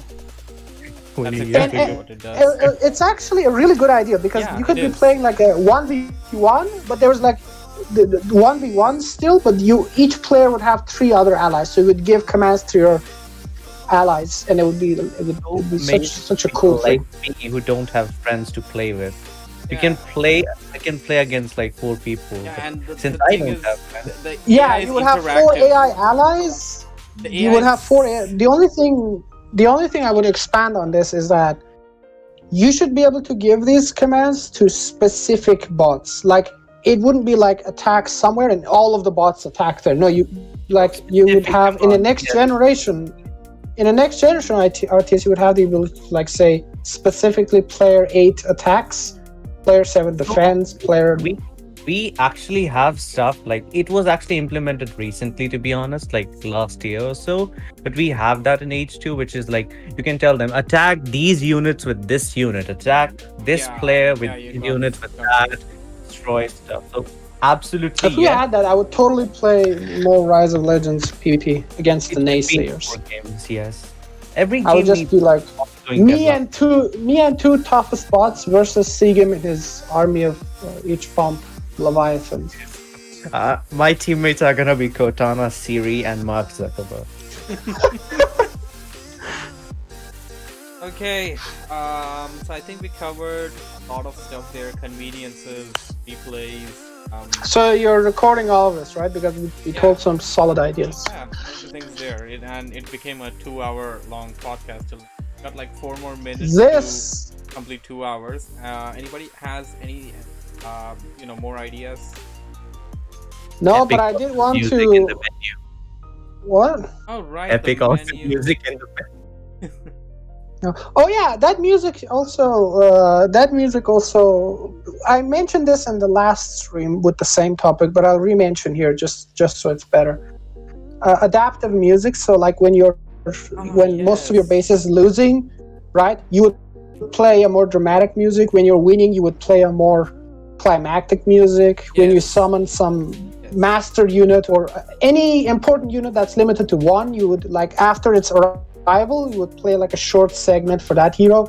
Rise of Legends implements that really good, and it's nice. It's like it changes the tone of the battle. Like in most RTS games that I play, the music after some time, unless it's like a really banger track, it fades into the background for me. But in Rise of Legends, the fact that it's different segments of your gameplay, depending on what's happening, you would have different type of tracks playing for each of the available factions. It would just recapture your attention in the music and in the moment, and it would be great. Yeah, just wanted to mention that the H3 had that. H3 had that. Sure. Also, I wanted to thank every single person here for being a part of the stream. It's Storm Night man. Stream now. What? It's Storm Night Stream now. I own this stream. I robbed it at gunpoint from some random person. From India. I don't even want to mention his. Yeah. Good stuff. That's all I had to say. So, anybody else got some bright ideas, some stuff right off? Cuba didn't speak that much. I don't know what is he. Silence. What does he have? So I guess that would be all for this podcast. We discussed like a lot of good ideas today. Well, Sigem unmuted his mic, so if you wanted to say anything, go ahead. Go ahead, Sigem. Go ahead, brother. No. Oh, fine. Okay. I just wanted to We have Storm Night. I forgot whatever. Okay, so thanks everyone for joining us in this podcast. Hopefully we'll be doing an interesting topic every single Sunday and continuing on with this podcast. Thank you, Bengalisis, Duct Tape, IC Comp, John Henry Eden, Sigim, Storm Knight, and the one and only Cubia for joining in. Yes, to infinity and beyond. To infinity and beyond. If you guys have any suggestions for what should be the next podcast, bread. Yeah, bread can be next. Let's talk about bread. Let's talk about bread. So yeah, you guys can definitely I put it up. automatically win this entire podcast perhaps because I know the most breads. So yeah, sure. you can mention like anything that we want to talk about. We're gonna kind of keep it to gaming, but it can be anything. Like it can be anything related to gaming, related to the server, the news, anything like that. We can talk about it. You guys can put down your suggestions in, and we'll have a look at it, and we'll think about what we want to have for the next podcast. And yeah, everybody over here wants to talk about bread, and I don't know. Discuss the music in RTS game or in games in general. Music in games in general would be a nice idea too. I agree with that topic. Well, actually, okay.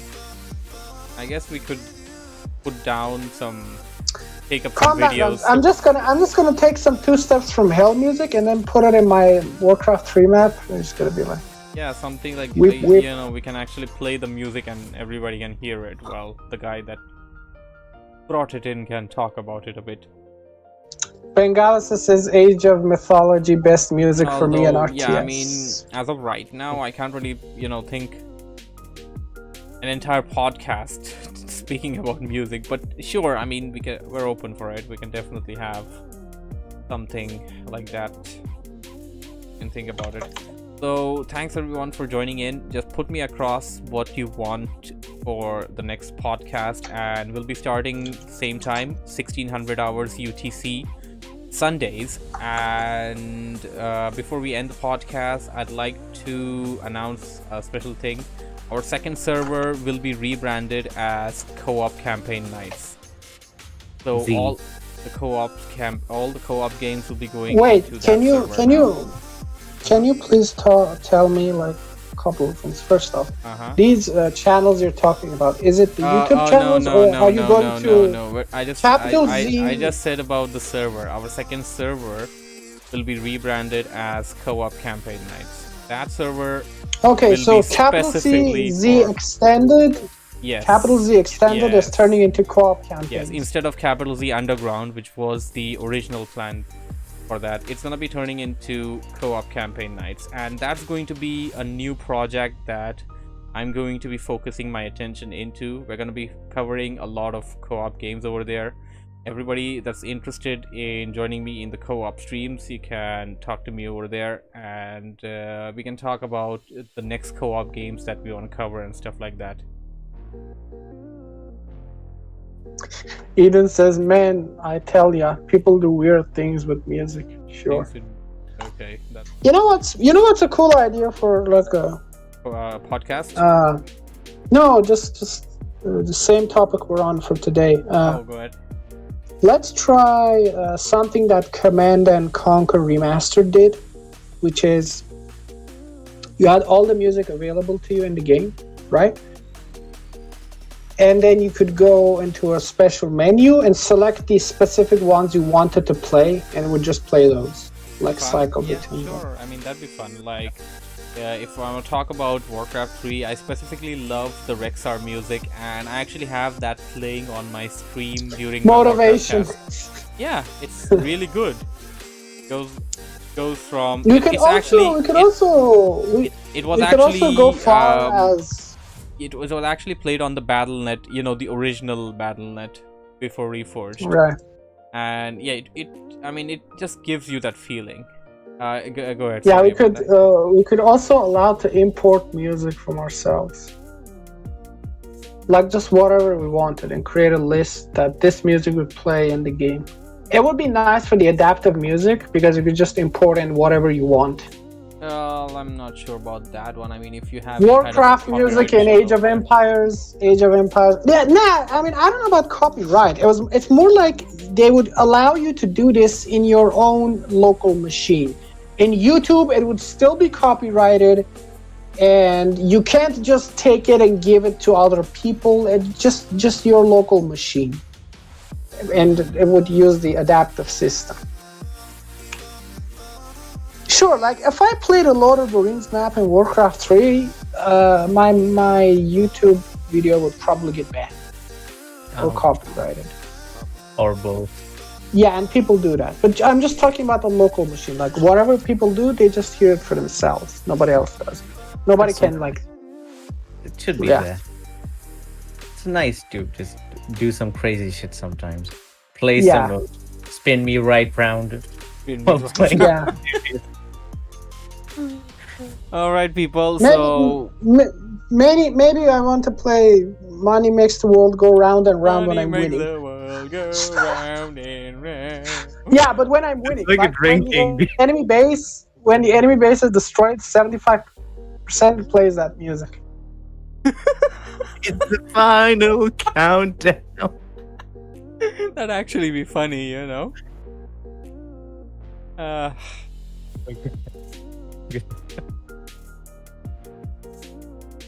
How about we make an RTS game made by fans for the fans of RTS? Well, that's what Frost Giant is supposed to be doing, but sadly, we are fans of the game that are very poor and are very in specific locations around the globe that cannot reach. We are very poor. We're very poor. We don't have the keyword money. We are. Sorry. We didn't have enough. You have enough money? Let's who's be gonna, honest. Who's gonna be a producer? Zia's Zia's just swimming in money. He's just going to. He has enough funds He's for a literally triple S. unemployed right now. No, has you no have money. enough fun. I had money before the lockdown. That's I don't have fine. money That's now. fine. No, that's fine. Yeah. You just rob people. That's your thing. Anyway, you have enough money. People don't have money. I can't rob people anymore.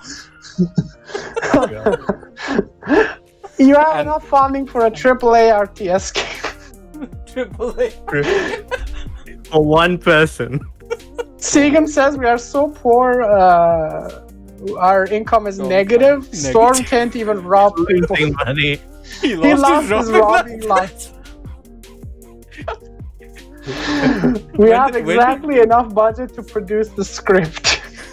Exactly. I love you saying that. Good stuff. We managed to By do the way, I've been same. getting since we're on where we haven't ended the stream, that is, since we're on the topic here a bit, I've been getting some ads on YouTube about a dungeon maker. I'm pretty sure you guys got that ad as well. Did you guys get that ad? Dungeon maker. Dungeon maker. You know, it's like a randomized dungeon maker, and it's not really implemented into a game or anything. It's like a random dungeon maker which you can design, and you know, it makes the rooms and stuff like that. Basically, it's an idea. It's like an AI that does the stuff for you. If you want to have like a latrine in the dungeon in a corner, so you just drag the mouse with the Very latrine option and it makes that thing. If you want a jail room here, it makes that thing. So a thing like this can a thing like this, an AI powered like this, can make its way onto the world editor of the next generation RTS, and that'd be mighty useful for players. Terrain generation should it should still be there, but the thing is, terrain generation should beautiful terrain generation, standard looking terrain generation should just automatically be a thing there without the need for an awesome terrainer. But yeah, terrainers should still be there who can perform a better job than the AI itself. But even if the AI is not there, and if you're like a map maker who lacks the quality of terrain, I know you lack the quality of terraining, and you can't really make it good looking for the audience to attract. So the dungeon maker, or rather the AI, will make a good terrain for you, and then you can just do your stuff, which is the idea of the map itself. I guess you guys get what I mean.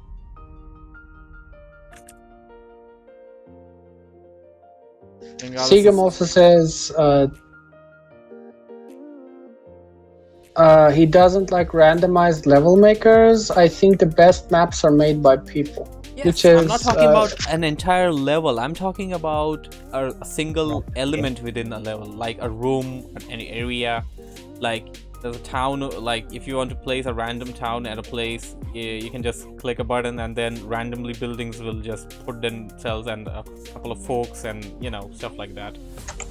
An option like this would be definitely useful within an RTS setup for the guys that don't have the time or don't want, they're not really good at terrains, but they're good at triggers. They have the idea to make an awesome custom map, but they lack the terraining skills to make it attractive. Because I've seen a lot of maps out there that had potential, but they just looked so terrible that nobody wants to play them, and that is an ongoing theme. Like, you got an awesome idea, you got an awesome gameplay over here with something, but the graphics don't look appealing. It doesn't attract the audience. And by the way, it's not necessarily the graphics. It's more like so there are maps in Warcraft 3 that use the very basic terrain, but they create something beautiful to look at. But then there are maps that are the same thing. You did the same thing, the same models, the same terrain details, tile sets. Those are all available, but whatever they make looks ugly. So with me, what I can mention with this regarding Seagam is definitely Larkos's map compared to Seagam's map. Seagam makes far cooler looking maps. Same with each pump.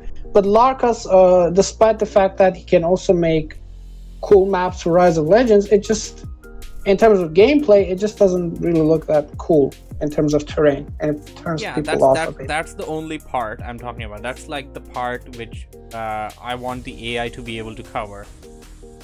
So, even Seagam can, implement his own You mean idea. auto beautify terrain? No, not exactly. Not auto beautify. Just make it standard looking, as in it shouldn't look just terrible. Yeah, like if you open up world editor, you'll just have like a flat screen, flat terrain with nothing over there, and if you don't like put stuff into that thing, then well, it's really not gonna be looking appealing. I have one more suggestion that would curse the whole podcast.